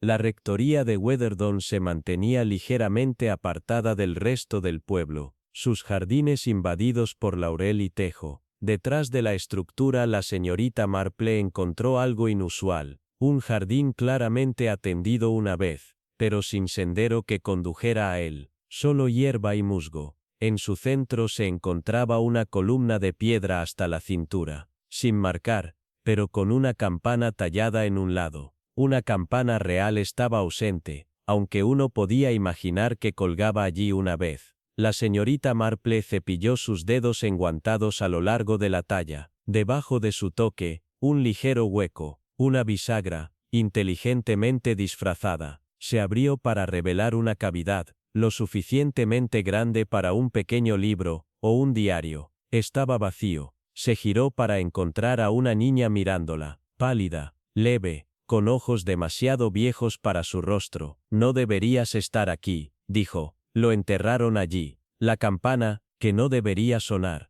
¿Y quién eres tú, querida? Judith, vivo en el molino. Yo también lo escuché. Dentro de la rectoría, ahora convertida en una casa de huéspedes, la señorita Marple encontró un corredor donde los retratos colgaban como recuerdos demasiado pesados para levantar. Uno mostraba a un hombre con túnicas clericales pesadas, ojos amables pero ilegibles. Debajo, una placa, Reverendo Algernon XV, 1900. El retrato al lado había sido eliminado. Solo quedaba un ligero cuadrado de pared más limpia. Le preguntó a la ama de llaves, una mujer de codos afilados, y una discreción aún más afilada. El segundo retrato, hace años ya. Ese era el señor Gresham, el cura. Se fue a toda prisa, dicen. Alguna disputa sobre una herencia perdida. Nada probado. Las disputas rara vez dejan evidencia, pero dejan el sentimiento, murmuró la señorita Marple. En una casa de paja, sometida por Madre Selva, vivía la señora Talia Brandt, viuda del difunto sacristán. Ella saludó a la señorita Marple con sospecha, suavizada por la cortesía. Escuché la campana, dijo la señorita Marple, bebiendo té tan débil, que podría haber sido agua de lluvia, 3 veces, antes del amanecer. La mano de la señora Brandt tembló solo una vez antes de estabilizar la copa. Debes haberlo imaginado, pero Judith también lo escuchó. Silencio. Luego, con cuidado, la madre de Judith era la hija del vicario, la que se ahogó. Pensé que ella dejó el pueblo. Lo hizo, y regresó, justo lo suficiente como para dar a luz. Murió la misma semana. La señorita Marple cerró los ojos brevemente. Se estaba formando un patrón. Pérdida y retorno, silencio y sonido. El cementerio era modesto, y con amor, excepto por una piedra cerca de la pared trasera. Se inclinó, cubierta de musgo sin nombre. Solo la imagen grabada de una campana. Judith se paró a su lado. Dijeron que el bebé murió con ella. Pero eso no es cierto. Viví. La señorita Marple miró la tumba sin marcar. ¿Quién miente aquí entonces? Mi abuelo no dijo, solo que era alguien que no podía descansar. La señorita Marple pensó en el diario desaparecido, el retrato eliminado, las historias demasiado contadas. Alguien había enterrado más que un cuerpo. El ala oeste de la rectoría había sido dañada hace mucho tiempo en un incendio y se había sellado desde entonces. Con el permiso reacio de la ama de llaves, la señorita Marple exploró los restos. El polvo danzaba como la memoria, y el piso crujía en protesta. Detrás de un aplique caído, algo revoloteó. Páginas carbonizadas en los bordes, pero legibles. Se negó a irse. Dijo que la campana lo juzgaría. Le rogué. Solo sonrió. Dijo que había tomado lo que no era suyo, y que ningún fuego podía ocultarlo. Firmado H. Harold Gresham. La señorita Marple dobló la página con cuidado. Ahora sabía quién había desaparecido, pero no quién había muerto. Fue Judith quien vino por ella al crepúsculo. Deberías venir ahora, al jardín. El cielo occidental sangraba oro mientras caminaban. El jardín oculto esperaba. Y allí debajo de la piedra de campana la tierra había sido perturbada. Judith se arrodilló, cepillando el suelo. Surgió una pequeña caja. Dentro, un relicario, una nota, y un retrato en miniatura del reverendo 15, sosteniendo a un bebé. La nota decía, perdóname, no pude reclamarla, pero la mantuve cerca, de la única manera que pude. Cuando Gresham amenazó con exponerlo, entré en pánico, hice lo que importaba. Yo mismo llamé a la campana, para marcar lo que había enterrado, no un hombre, sino la verdad. La señorita Marple se quedó muy quieta. No fuiste perjudicada, Judith, susurró. Fuiste silenciada. A la mañana siguiente, se extendió la palabra. La tierra había sido perturbada por los zorros, dijeron algunos. Otros insistieron en que había sido un accidente del clima. Nadie mencionó la campana, pero la señorita Marple no se quedó para explicaciones. Se fue en silencio, como siempre. En el tren, abrió su cuaderno. El pasado resuena, escribió, incluso a través de la piedra. Los oídos no escuchan algunas campanas, sino por conciencia, y algunos silencios son las advertencias más fuertes. Cerró su libro, y en algún lugar detrás de ella, en Weatherdown Hollow, una campana, no ahogada, dejó de sonar. La lluvia había caído toda la noche sobre el pueblo de Penwich Moor, un lugar tan discreto que parecía contento de ser olvidado. La mañana llegó lenta, pálida y regada, dejando el aire denso con el olor a piedra húmeda y pudrición de hoja. Entre los dedos esqueléticos de fresnos y espinos, una estrecha carretera serpenteaba por las colinas, y terminaba donde la vieja mansión de los pinos huecos crecía sobre una cañada poco profunda y vacía. La señorita Marple llegó precisamente a las 8, por el camión de leche, habiendo aceptado una invitación tranquila, garabateada en un sobre sin dirección de retorno, y un nombre que no había escuchado en 40 años. Beatriz Wynne. Beatriz había sido, una vez, la esposa del rector en una parroquia lejana, amada por sus jarabes rosas y su pequeña risa. Se había desvanecido de la vida pública tras la guerra, retirándose con su marido enfermo a esta esquina del norte de Inglaterra, donde los pinos se volvieron demasiado gruesos para la luz, y las historias, dobladas, se escondían en la maleza. La carta, temblorosa en su letra y vaga en su urgencia, simplemente decía, ven Jane. Un pasado que enterré, se ha inquietado. Los pinos huecos, en sí, parecían construidos no de piedra, sino de silencio. El personal era escaso, las habitaciones, atenuadas, y Beatriz, ahora más hueso que floración, miraba a la señorita Marple con ojos que ya no parpadeaban tan a menudo como deberían. Hay algo en la bodega, susurró esa primera noche, Espera, que aunque la ama de llaves negó cualquier conocimiento de tales cosas, la señorita Marple notó como nadie pasaba junto a la escalera del oeste después del atardecer. La señorita Marple se instaló en el ritmo peculiar de la casa. Las comidas eran asuntos callados, los vegetales hervidos hasta ser pulpa, y el té, para guisar. Beatrice hablaba poco, a menudo distraída, como si conversara con una presencia sentada más allá del borde de la lámpara. Una tarde, cuando el crepúsculo reclamaba las crestas, la señorita Marple entró al salón de dibujo, en desuso. Allí, ningún fuego había ardido en años, el polvo yacía como escarcha sobre las teclas del piano, y el papel tapiz se hundía con una especie de agotamiento. En la repisa se encontraba una fila de retratos en marcos de marfil. Uno había sido girado boca abajo. Lo levantó con suavidad.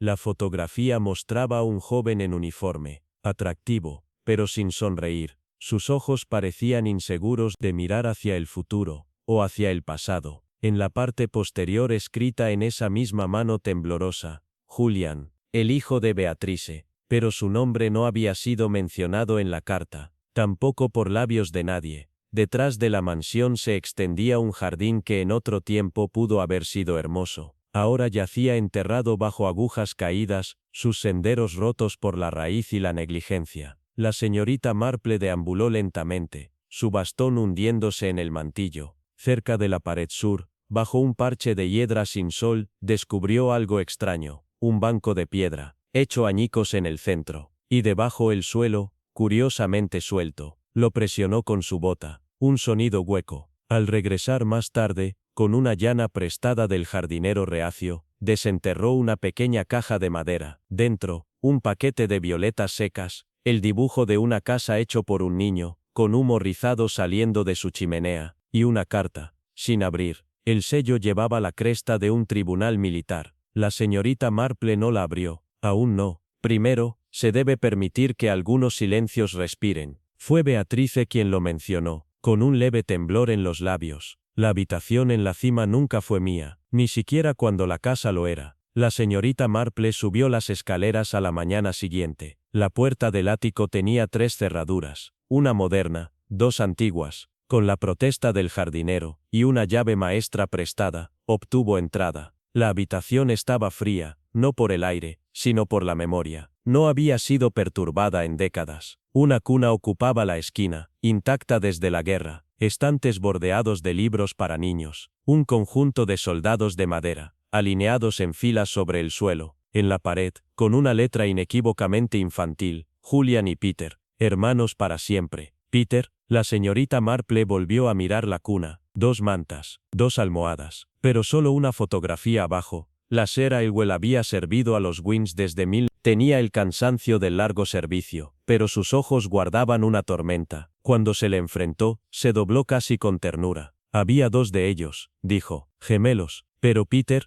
era diferente. Callado, extraño, el pueblo lo llamó conmovido, pero Beatrice juró que veía cosas que otros no podían. Los niños eran inseparables, hasta la primavera del 46. ¿Qué pasó entonces? Hubo una caída, el acantilado detrás del Glen. Dijeron que Peter se resbaló, pero nadie vio. Julian cambió después de eso, y Beatrice cerró la habitación, cerró la memoria. La puerta estaba escondida detrás de un tapiz en el pasillo trasero. La señorita Marple descendió sola a la bodega, llevando solamente una vela, y la carta sin abrir hallada en el jardín. El aire se volvió más frío mientras bajaba, no húmedo sino opresivo, como si la casa misma contuviera la respiración. Entre los estantes de vino y los troncos en desuso se encontraba una sola silla, y frente a ella el abrigo de un niño. Comido por las polillas aún conservaba la forma de unos hombros, hace mucho tiempo. A su lado un cuaderno desmoronado. El garabato de un niño llenaba sus páginas. Peter los vio. Se burlaron. Julian les dijo que no era real. Pero yo soy real. Lo soy. La señorita Marple se sentó con Beatrice esa noche. El cuaderno en el regazo. No necesitaba leerlo. Los ojos de Beatrice ya lo sabían. Me dijeron que era mejor no hablar de eso, murmuró. Julian regresó de la guerra roto. Y Peter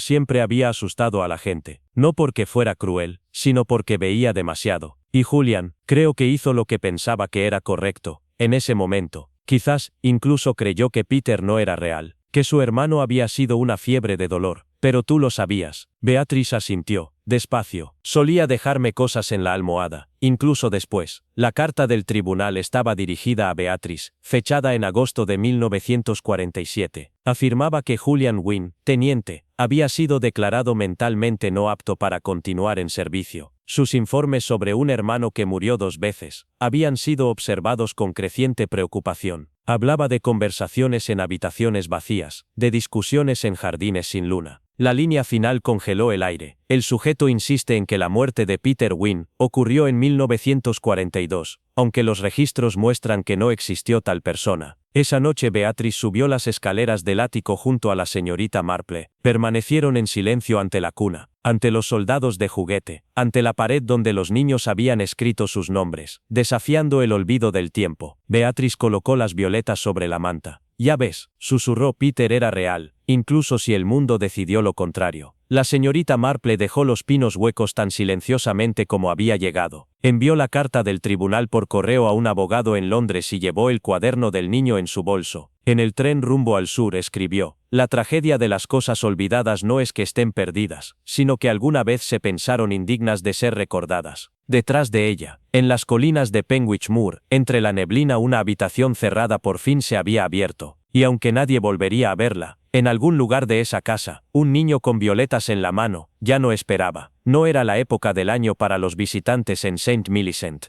Las lluvias caían sin invitación, deslizándose entre los arcos como susurros a través de la ropa, y el aire en las cabañas de piedra del pueblo tenía una especie de antigüedad, salado, iluminado por velas, reverente. La señorita Marple, envuelta en un viejo abrigo de lana, y con un instinto más afilado que nunca, llegó en una diligencia de correo mucho después del crepúsculo. Su invitación había sido breve y firme, una carta sellada con cera Burdeos, sin firma, simplemente decía: la conociste una vez, ven antes del día de todas las almas. No tenía dirección del remitente, pero estaba mata sellada en Lichmere, una parroquia tan poco mencionada, que incluso el jefe de correos en St. Mary Mead entrecerró los ojos al oír el nombre. Una mujer llamada Viola Treshwood había muerto, no violentamente según la nota, pero de una manera que no llamaba al médico, y sí agitaba viejas inquietudes. La señorita Marple la recordaba vagamente, hija de un vicario, con una voz como escarcha, y una mirada demasiado sabia para sus 17 años. Había desaparecido durante la guerra,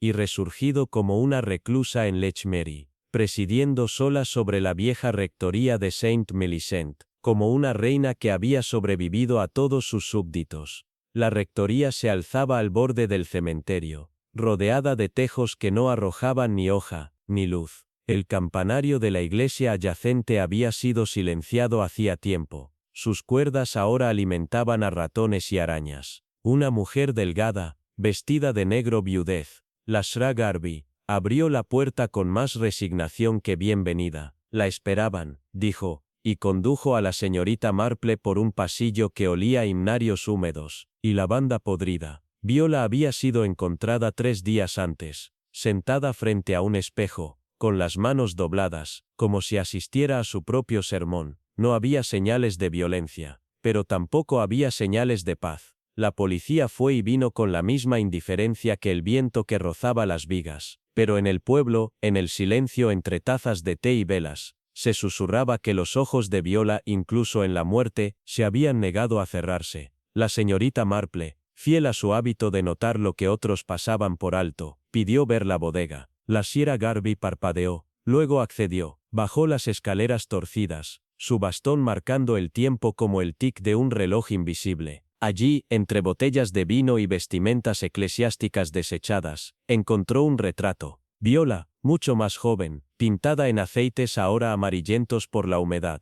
A su lado, un niño. Ese es su hermano, supongo, dijo la ama de llaves. Philip se ahogó en el río un 1 de noviembre, pero nunca encontraron el cuerpo. La señorita Marple miró más de cerca. La mano del niño descansaba sobre el hombro de Viola, pero fueron sus ojos los que la inquietaron. No miraban hacia fuera del lienzo, sino directamente a la cara de su hermana, como si sospechara algo que ningún niño debería saber jamás. Esa noche, la rectoría suspiró con aire viejo. El reloj golpeó 3 veces, aunque había pasado ya de las 4. La señorita Marple, incapaz de dormir, deambuló los pasillos, y se encontró ante el estudio de Viola. La puerta se abrió. En el interior, el polvo yacía como nieve sobre el escritorio. Un libro de contabilidad se encontraba a medias, como si se hubiese detenido a mitad de un pensamiento. Contenía nombres y fechas, donaciones, títulos de sermones, y una entrada, rodeada en tinta roja. Philip, Día de todas las almas. Confesión retenida. Un sonido la sorprendió entonces, suave, rítmico, una voz detrás de la pared. No era un lenguaje, sino un zumbido, sintonizado y quebradizo. La señorita Marple presionó su mano contra el yeso. Estaba frío, demasiado frío. Al día siguiente, la señorita Marple caminó hacia los archivos de la rectoría. Un viejo diácono, ciego de un ojo y pesado de memoria, le dio acceso. Allí descubrió una carta dirigida al obispo Cuthbert, fechada en 1000, era del reverendo Arthur Treswood, el padre de Viola. La carta era una súplica. Escribía sobre conocimiento antinatural y una presencia en la sacristía, que su hija creía divina, pero que él temía no lo fuera. Rogaba guía, y luego perdón. La línea final heló la sangre. Viola dice que habla con Philip, pero yo lo enterré. La señorita Marple visitó el cementerio. La tumba de Philip Treswood yacía bajo un árbol viejo, su piedra apenas legible. Sin embargo, algo no cuadraba. La hierba delante no se había asentado. El suelo no tenía gusanos. Llamó al jardinero, un anciano con una tos persistente que nunca lo dejaba. Bajo el suave pero firme empuje de la señorita Marple, admitió, nunca se había colocado un ataúd allí. La señorita Viola insistió, dijo que el niño había ascendido, pero yo la vi, 2 inviernos después de su muerte, enterrar algo pequeño, envuelto en lino. Esa noche, cuando el crepúsculo cubrió el cielo, la señorita Marple conoció a la mujer de azul. Estaba sentada en la capilla, silenciosa. Su nombre era Iris Bell. Una vez, hace mucho, ella y Viola habían sido inseparables, pero algo las había separado. Iris vivía ahora junto al pantano, cuidando ovejas, y solo hablaba cuando se le hablaba. Cuando la señorita Marple mencionó la muerte de Viola, Iris no se estremeció, solo dijo, ella tomó una decisión, entre lo que deseaba y lo que temía. Philip nunca fue para la iglesia, pero se lo dio a ella. Y la iglesia le guardó secretos a ella. De vuelta en la rectoría, la señorita Marple exploró el vestidor de Viola. Detrás de un panel agrietado, descubrió un espacio hueco. Dentro, el alba de un niño, manchada de sangre, y una máscara tallada en madera de fresno. Una grotesca imitación de un rostro humano. Entonces lo supo. Viola había visto morir a su hermano. No ahogado, no desaparecido, silenciado. Hubo castigo, hubo ritual, y Viola lo llamó devoción. Al amanecer la señorita Marple hizo sonar la campana de la iglesia. El sonido sobresaltó a los pájaros del pueblo, y atrajo al vicario y a la señora Garvey hasta la puerta. Ella habló con calma, de habitaciones ocultas, de lino enterrado, de una máscara. No habló de asesinato, solo de un niño al que se le había negado justicia, y entierro. Entregó la carta del obispo al nuevo vicario, junto con la pequeña sotana. Debes decidir, dijo, si esta casa continuará en silencio, o comenzará de nuevo en verdad. La señorita Marple partió de St. Millicent bajo cielos grises. El carruaje del correo la llevó suavemente de regreso a través de los páramos. En su regazo yacía un pequeño cuaderno de Viola, que contenía líneas nunca pronunciadas en voz alta. Se nos enseña que Dios lo ve todo. Pero ¿qué pasa con las cosas que enterramos en su nombre? A la luz que se desvanecía, la señorita Marple cerró el libro. El camino detrás de ella desapareció en la niebla, y en la capilla de la rectoría, por primera vez en décadas, no se celebró un servicio en memoria de Viola, sino por el niño que nadie se había atrevido a recordar. Su nombre finalmente fue pronunciado, Philip Treswood. La niebla se aferraba a los setos, como una memoria que se niega a soltarse. El viento se había calmado, y el sendero que conducía a una curva olvidada, estaba cubierto con las últimas hojas de la temporada, prensadas como viejas confesiones. La señorita Marple, con su andar tranquilo y pensamientos más tranquilos aún, había llegado, no por invitación, sino por intuición. Su sobrina, que se alojaba cerca de un retiro de salud, le había escrito sobre una historia peculiar del lugar, una viuda muerta en un aparente accidente, una mansión sin reclamar por herederos, y una linterna encendida en el ala oeste clausurada, mucho después de que el forense se hubiera marchado. No fue el accidente lo que intrigó a la señorita Marple, ni siquiera la linterna, sino el silencio que siguió a ambos. El silencio, siempre pensó, es el sonido de las verdades, aún no enfrentadas. Clarissa Wintry había sido hallada al pie de su escalera, con el cuello roto, una zapatilla perdida, y sus gafas aún en la mano. Vivía sola desde que su esposo, un anticuario de cierta reputación, Desapareció durante la guerra, sin una nota de despedida. Desde entonces, la mansión se había convertido en un lugar de susurros. Los sirvientes se habían marchado. Las cortinas permanecían cerradas incluso de día. Y sin embargo, la casa no había decaído. Simplemente, se había replegado. La señorita Marple fue recibida por una ama de llaves llamada Mrs. Fell, de huesos pequeños y parpadeo constante, quien no ofreció té, pero tampoco rechazó compañía. Iba a abrir el ala oeste de nuevo, dijo la señora Fell, mirando hacia una puerta cerrada. Dijo que había recordado algo. Esa mañana incluso pidió cera para pulir. Pensé que era buena señal, pero al anochecer, estaba muerta. Un jardinero cuando se le presentó, recordó haber visto llegar a un hombre días antes del incidente. No entró por la puerta principal, sino por la de la capilla, vestido de negro clerical, con un sombrero suave en la frente. Se quedó allí, dijo el hombre, como si esperara una citación que nunca llegó. Luego se fue, no una hora después, sin hablar con nadie. La señorita Marple pidió ver la capilla. En su interior, el polvo yacía con una gruesa piedad, y sobre el altar de piedra, un sobre ajado por el clima, pero recientemente movido. Dentro una fotografía, Clarisa y un hombre, no su esposo, en un jardín bañado por la luz del sol, de otro lugar, de otro tiempo. En el reverso, con lápiz desvaído, Sógese, en deuda del alma. el archivo del difunto señor Wintry permanecía cerrado, pero la señora Fell entregó la llave con un asentimiento resignado. La habitación olía a tiempo, humo de pipa ya frío, tinta seca en su botella. Los libros se alineaban en las paredes, volúmenes sobre reliquias sagradas, santos oscuros, disputas eclesiásticas. La señorita Marple, con los guantes puestos, halló un libro mayor de cuero bajo las tablas del suelo. Su contenido no era financiero ni archivístico, sino un catálogo de objetos prestados. Una línea era reciente, 11 de marzo de 1950. Caja relicario, cierre de hierro, marfil tallado. Sin embargo, los ojos de la señorita Marple se entrecerraron. No había ninguna entrada del 11 de marzo en el registro de visitas. Alguien había venido, dejó algo atrás, y deseaba que no se recordara. La señorita Marple se retiró temprano esa noche. En su habitación de huésped, encontró la repisa de la ventana ahuecada en un solo punto. Dentro, un sobresellado, jamás enviado, estaba dirigido, con la letra de Clarisa, al reverendo Simeon Carter. El contenido era pesado de arrepentimiento. He recordado más de lo que pretendía. Lo que enterramos bajo piedra, ahora llora, bajo madera. Si muero antes de que esté bien, mira al relicario. Nunca fue mío para mantener. Perdóname, pensé que el silencio era más seguro que la verdad.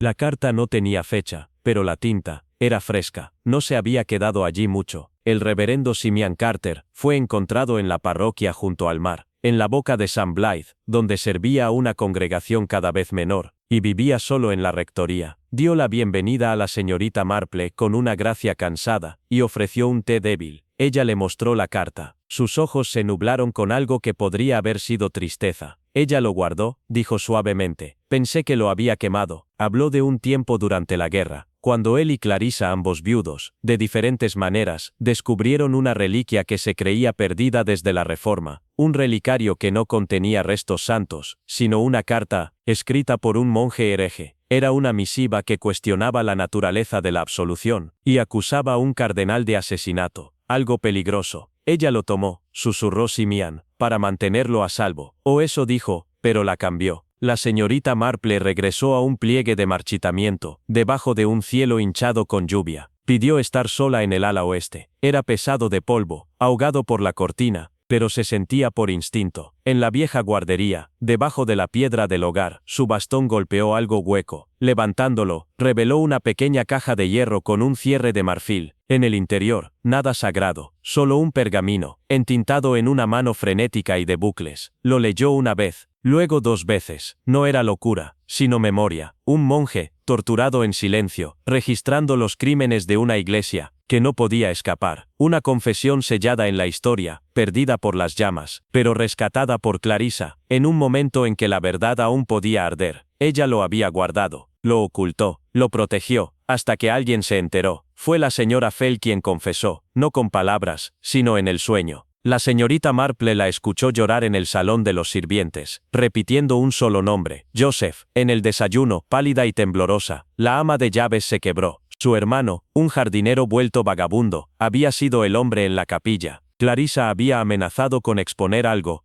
sobre una muerte durante la guerra. Un cuerpo, no enterrado en tierra sagrada, sino debajo de la sacristía de la capilla. Joseph había entrado en pánico, la siguió hasta la escalera, no había querido empujarla. Se llamaron a las autoridades. El ala oeste fue sellado nuevamente, no en silencio, sino en tristeza. Joseph Fell fue llevado en silencio. El relicario se entregó a la diócesis, aunque la señorita Marple sospechaba que nunca sería exhibido. Demasiadas verdades aún no se habían dicho. Se quedó una noche más, sentada sola en la guardería donde la linterna había ardido. Había sido la luz de Clarissa, su última vigilia, quizás para el monje, quizás para ella misma. De vuelta en St. Mary Mead, la señorita Marple escribió una nota a su sobrina. Hay heridas que se convierten en reliquias, se transmiten como servicios de té y cuchillos con mango de hueso. Algunas historias no están enterradas, solo engañan, y algunas almas, incluso en la muerte, no piden paz, sino testimonio. Dobló la carta, encendió su fuego, y se acomodó en su silla mientras el anochecer se deslizaba sobre las colinas. Otra historia había terminado, pero el patrón, pensó, siempre era el mismo, y ella había aprendido, hace mucho tiempo, cómo leerlo, debajo del polvo. El jardín detrás de Fairley House floreció antinaturalmente tarde ese año, como si algo enterrado en su tierra se negara a dejar que el verano finalizara. Las rosas pálidas como pergamino se aferraron a sus pétalos, a pesar de la helada temprana. Y el jardinero, un hombre encorvado con tos de grava suelta, murmuraba de cosas extrañas en las raíces. La señorita Marple no había venido por el jardín, sino por un funeral. Constance Lytton, la última amante de Fairley, había muerto mientras dormía, envejecida y aparentemente en paz. Y sin embargo, había algo en el aire que hizo que la señorita Marple caminara más lento de lo habitual. Su mirada se quedaba más tiempo, en los marcos de las puertas, en los silencios. No fue el dolor lo que atormentaba a Fairley, sino las dudas. El testamento se leyó en una habitación con polvo en las ventanas y alfombras oscuras, que amortiguaban el juicio.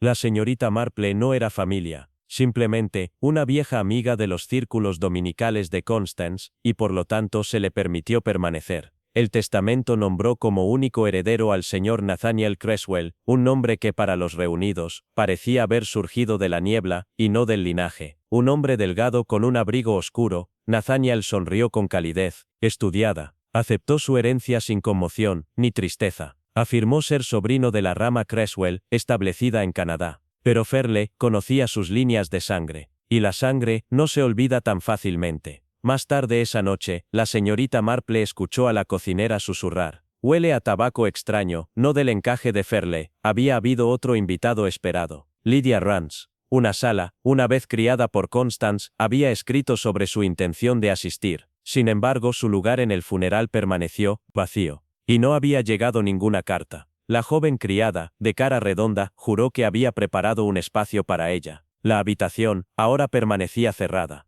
Su llave, desaparecida. La señorita Marple, caminando sola por el sendero de las rosas, consideró la lealtad peculiar de las flores. Las rosas, después de todo, florecen para aquellos que les hablan amablemente. Y Lydia siempre había hablado amablemente. De Fairley, de Constance, e incluso, de sus fantasmas. Al tercer día, la señorita Marple fue invitada a quedarse, ya que la casa de huéspedes cercana tenía las tuberías congeladas. Ella aceptó con un asentimiento, y una mente ya rastreando fallas. Esa noche, inquieta, y con una vela educada en la mano, subió por la escalera de los sirvientes. El ático, una vez guardería, ahora almacenaba viejos baúles, y un silencio más antiguo. Un espejo grande, moteado por la edad, se apoyaba contra la pared del norte. Detrás de él, envuelta en una tela doblada, había una carta dirigida en una mano temblorosa a «Mi querida Lydia». Hablaba de arrepentimiento, de un secreto vigilado, y una confesión preparada. No me permitirá hablar de eso, decía, pero en el espejo, veo en lo que debo convertirme. La carta terminó sin firma. Y sin embargo, la señorita Marple conocía su voz. La caligrafía de la culpa es inconfundible. El jardinero, Old Harris, había trabajado en Fernley más de lo que nadie respiraba. La señorita Marple se sentó con él, en un banco húmedo, y hablaron de rosas, de heladas, y de chicas olvidadas.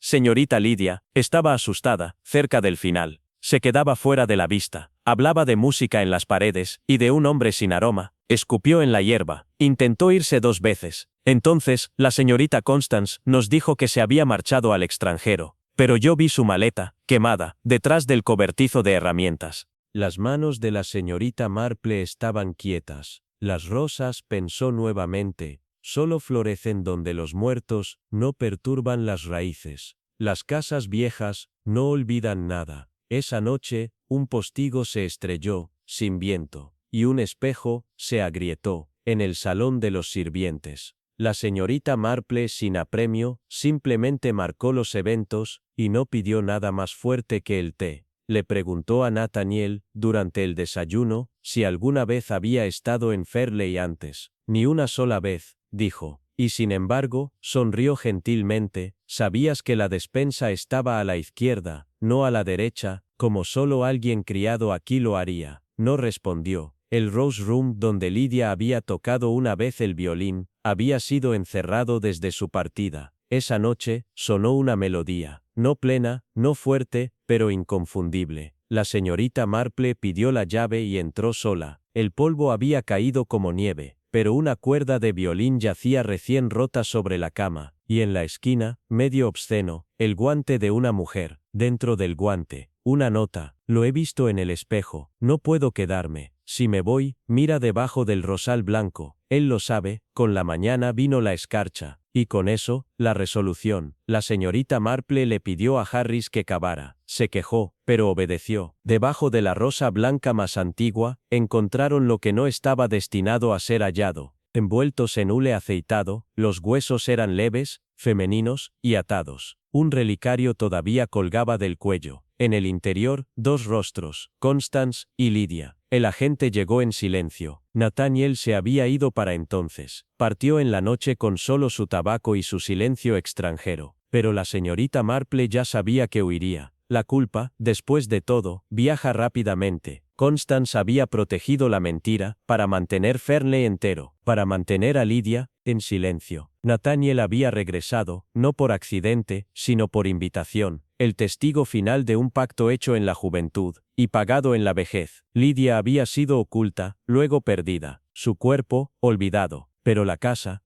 había recordado. La señorita Marple escribió al abogado. El testamento, dijo, tenía fallas, ignoraba el crimen, la ley decidiría el resto. Mientras se preparaba para partir, la señorita Marple se paró una vez más en el jardín. Las rosas finalmente habían comenzado a caer, no en descomposición, sino en paz. Se volvió hacia la criada. Planta lavanda el próximo año, dijo con suavidad, sana en silencio, y con eso, la señorita Marple dejó Fernley, una casa que una vez había tratado de olvidar, y un jardín que finalmente había recordado, porque al final, la memoria es la verdadera herencia, y algunas verdades, como ciertas flores, solo florecen cuando ya no se les teme. Era el tipo de noche que se asentaba sobre el pueblo de Grafton Cross, como un silencio antes de la oración, el tipo de gris que suavizaba ladrillos y setos borrosos. Desde el alto campanario de la iglesia de St. Winifred, la campana sonó una sola vez, solo una, sin boda, sin funeral, solo una nota solitaria y hueca que colgó demasiado tiempo, y luego desapareció. Los aldeanos se miraron entre sí. No eran dados a la superstición, pero incluso los más devotos detuvieron sus rutinas. Fue la señorita Marple quien lo notó primero, no el sonido, sino el silencio que siguió. Un silencio no de reverencia, sino de espera. Estaba sentada en su salón en Danesfield Cottage, su tejido un poco más apretado de lo habitual, sus pensamientos persistiendo en un nombre que no había pronunciado en décadas, el reverendo Prynne. Por la mañana se corrió la voz de que la puerta de la iglesia había sido encontrada entreabierta. Nada tomado, nada roto. Sin embargo, la vela de la sacristía, que no había sido encendida en años, se había consumido hasta la mecha. El señor Ellery, el jardinero, informó haber visto una figura en la ventana este la noche anterior. Alto, quieto, no como un ladrón, insistió. La señorita Marple visitó la iglesia en las primeras horas, sus pasos amortiguados sobre las losas. Allí en la nave, bajo la mirada fría de los santos de vitral, lo vio. un viejo libro de oraciones, abierto en una página ya marchita por los años. Salmo 39, murmuró, rastreando el pasaje con un dedo enguantado. Contuve mi lengua, aún de buenas palabras, pero fue dolor y pesar para mí. 2 días después, llegó una carta, amarillenta y sellada con cera de un tipo ya en desuso. La letra era temblorosa, como hecha con esfuerzo. No estaba dirigida a la señorita Marple, sino a la esposa del difunto vicario, fallecida hacía más de 20 años. La señorita Marple la abrió de todos modos. El momento era demasiado significativo como para dudar. La carta hablaba de un asunto de conciencia, de un niño nacido en la sombra, y enterrado en silencio, y de una campana, que solo sonaría una vez, cuando la verdad estuviera cerca. La firma era débil, pero inconfundible, Eleanor Prynne, y de repente el pasado abrió sus persianas. Detrás de la iglesia, donde las tejas se inclinan como viejos centinelas, la señorita Marple caminaba entre las tumbas. Se detuvo cerca de una parcela hundida, sin más marca que una piedra con el año.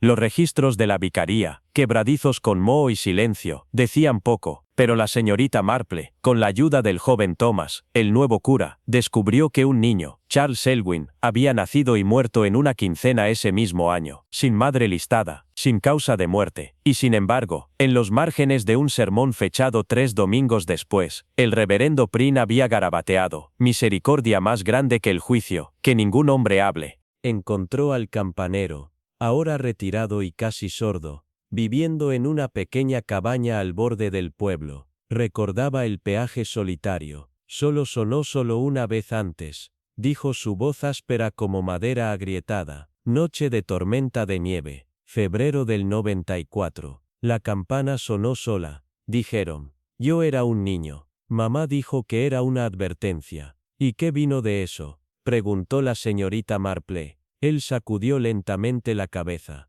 Alguien fue enterrado de noche, sin sacerdote, sin dolientes. Mi padre los vio cavar. Levantó la vista con ojos nublados. No todos los pecados duermen en la tierra. Algunos esperan. La casa que una vez fue de los Prynne había quedado vacía durante años, salvo por hiedra y memoria. Pero ahora descubrió la señorita Marple. Tenía una inquilina, una mujer sin nombre, que pagaba en efectivo, y nunca hablaba con los aldeanos. Solo se la veía al anochecer, caminando por los jardines, con una bufanda sobre el rostro. La señorita Marple trajo lavanda y cortesía. La mujer, tras una pausa, la invitó a entrar. Era la hija de Eleanor Prynne, nacida no del matrimonio, sino del escándalo, escondida del mundo, criada por un primo en Shropshire. Había regresado, dijo, porque había escuchado la campana. Con el permiso de la mujer, la señorita Marple y el cura buscaron en el ático de la casa Prynne. Allí encontraron una caja fuerte de estaño, oxidada,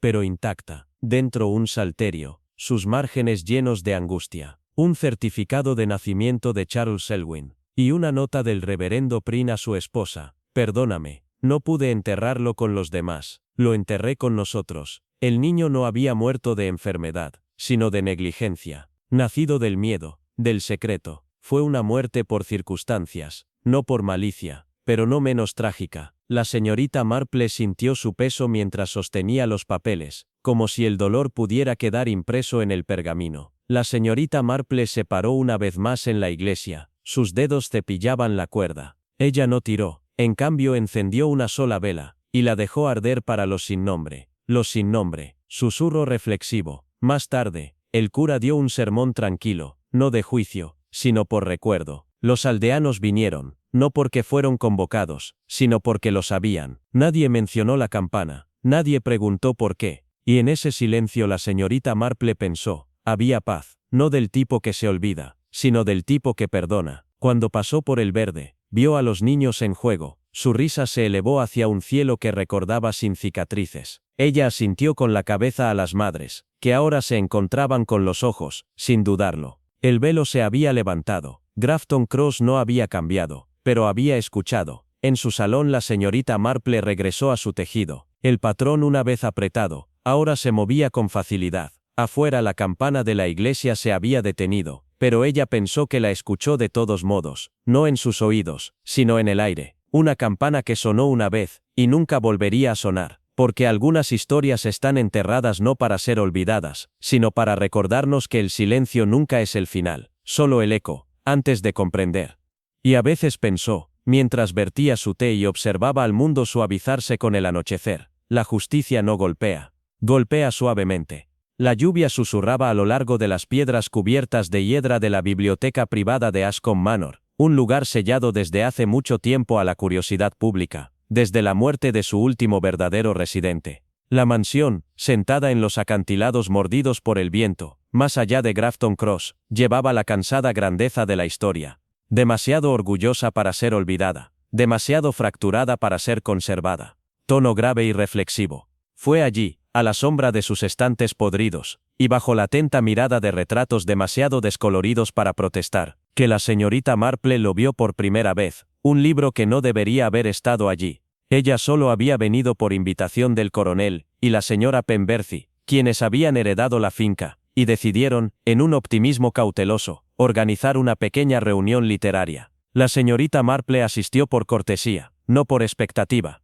Tono ligero, pero algo sobre la biblioteca, le puso los nervios. Un libro, relegado, sin polvo y aún débilmente cálido al tacto, descansaba sobre una pila de troncos marítimos. Su título, no le resultaba familiar. Su autor, inexistente. Y dentro de su cubierta, presionado entre las páginas 119 y 120, yacía un pequeño fragmento de papel quemado, y una sola línea, garabateada en tinta. La verdad se encuentra donde el fuego no pudo alcanzar. Pocos en el pueblo recordaban a Lawrence Ashcombe, menos aún, hablaban de él. El antiguo señor de la mansión había desaparecido hace más de 2 décadas, dejando tras de sí rumores, deudas, y un estudio bloqueado que nadie había abierto desde entonces. Su nombre sobrevivía solo en chismes, y en los registros locales, que lo marcaban como presunto muerto tras un naufragio, aunque nunca se había encontrado ningún barco. La señorita Marple, bebiendo té débil con los Pemberley esa noche, preguntó por el estudio cerrado.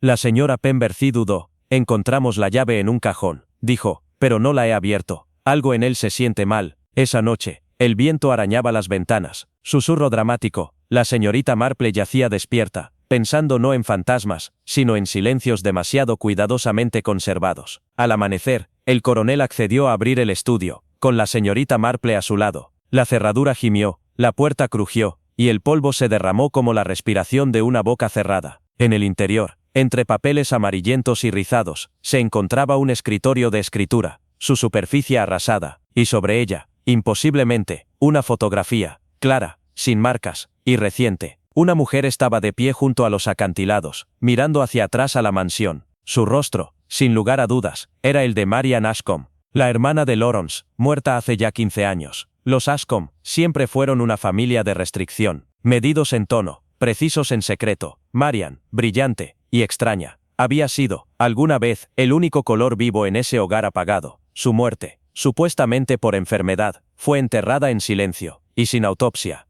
Pero ahora, con la foto en mano, la señorita Marple sintió el peso de una mentira desalentadora. Habló con el cuidador más antiguo de la mansión, el señor Giles, quien había servido a 3 generaciones de Ashcombes. ¿Señorita Marian? Sí, ella era diferente. Siempre tenía la nariz en los libros de cuentas. Al maestro no le gustaba eso. Decía que estaba cavando donde no debía. Tono serio. Cuando se le preguntó si recordaba su muerte, Giles miró hacia otro lado. Había una tormenta. La electricidad se cortó por 3 días. Cuando se aclaró, ella ya no estaba. Dijeron que había muerto mientras dormía. Pero el médico nunca vino, solo el sacerdote. La señorita Marple regresó al estudio. Tono firme. Las marcas de quemaduras no fueron accidentales. La chimenea contenía restos de ardor deliberado, fijaciones de Ledger, cera derretida, ceniza de huesos. Pausa lenta. Tamizó a través de los escombros con dedos enguantados, y encontró un broche de metal, a medias calcinado pero con una cresta visible, el sello de la familia Ashcombe. Cuando lo giró a la luz notó algo más. Detrás del hogar, una placa de hierro, un compartimento oculto, se abrió rígidamente. Clic metálico. En el interior, un libro mayor, con las donaciones fuera del libro de control de la mitad,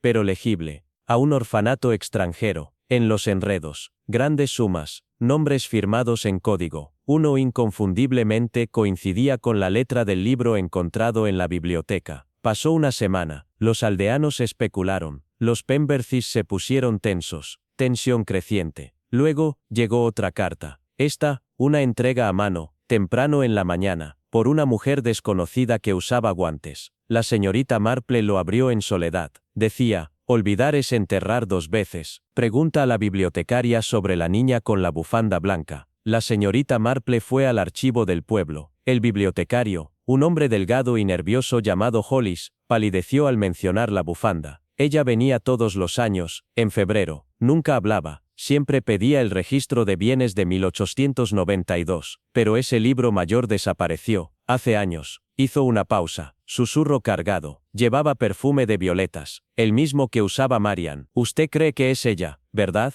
Había un viejo roble cerca del borde del acantilado, donde Marian solía sentarse cuando era niña. La señorita Marple caminó hasta allí al crepúsculo. Debajo de él, cubierto de viento y desánimo, había una piedra plana, tallada solo con iniciales, Memare. Se quitó el musgo, y encontró una pequeña sangría, un escondite. En su interior un relicario. Contenía un rizo de cabello, y una fotografía desgarrada. Lawrence Ashcombe, arrodillado junto a un niño de cabello oscuro, en Tánger. Un niño etiquetado en tinta de bucle. Mi deuda. Mi hija. Lawrence no había dejado heredero conocido. La finca había pasado legalmente a un primo. Tono legal contenido. Pero la señorita Marple, a través de consultas tranquilas, se enteró de un testamento sin firmar, nunca archivado, que dejaba todo al hijo de Mema. El asistente de un abogado en Bath confirmó que se había visto, pero desapareció antes de la presentación. La señorita Marple ahora entendía el fuego, el silencio, las desapariciones. Lawrence tenía una hija, de una mujer extranjera. Marian lo había descubierto, luchó por la verdad,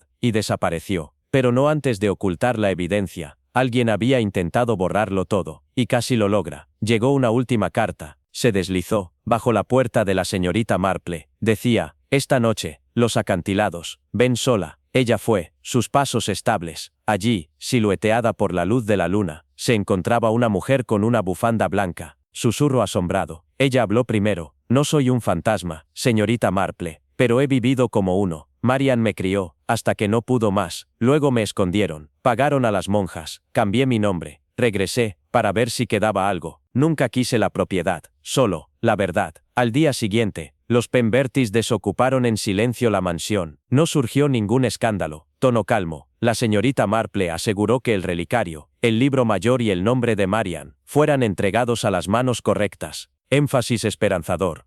La hija, cuyo nombre era Grace, regresó una vez más a los enredos. Esta vez, sin miedo. En la biblioteca, el extraño libro desapareció. La chimenea fue limpiada. Y las violetas, curiosamente, crecieron a lo largo del camino hacia los acantilados, donde ninguna había crecido antes. La señorita Marple, desde su sala, miró las colinas suavizadas por la lluvia, y pensó en la forma en que la verdad perdura, no como ruido, sino como pulso, porque algunas historias no terminan, se callan. Semanas después, una joven trajo a la señorita Marple un dibujo que había hecho. Es tu casa, dijo, pero con un jardín en la parte de atrás, y alguien parado junto al árbol. La señorita Marple tomó el papel, y sonrió. Sí, dijo suavemente, ella todavía está mirando, pero ya no espera. Y cuando colocó el dibujo junto a su té, no pensó en misterio resuelto, o venganza satisfecha, sino en nombres recuperados, silencios rotos, y cenizas regresando silenciosamente a la tierra.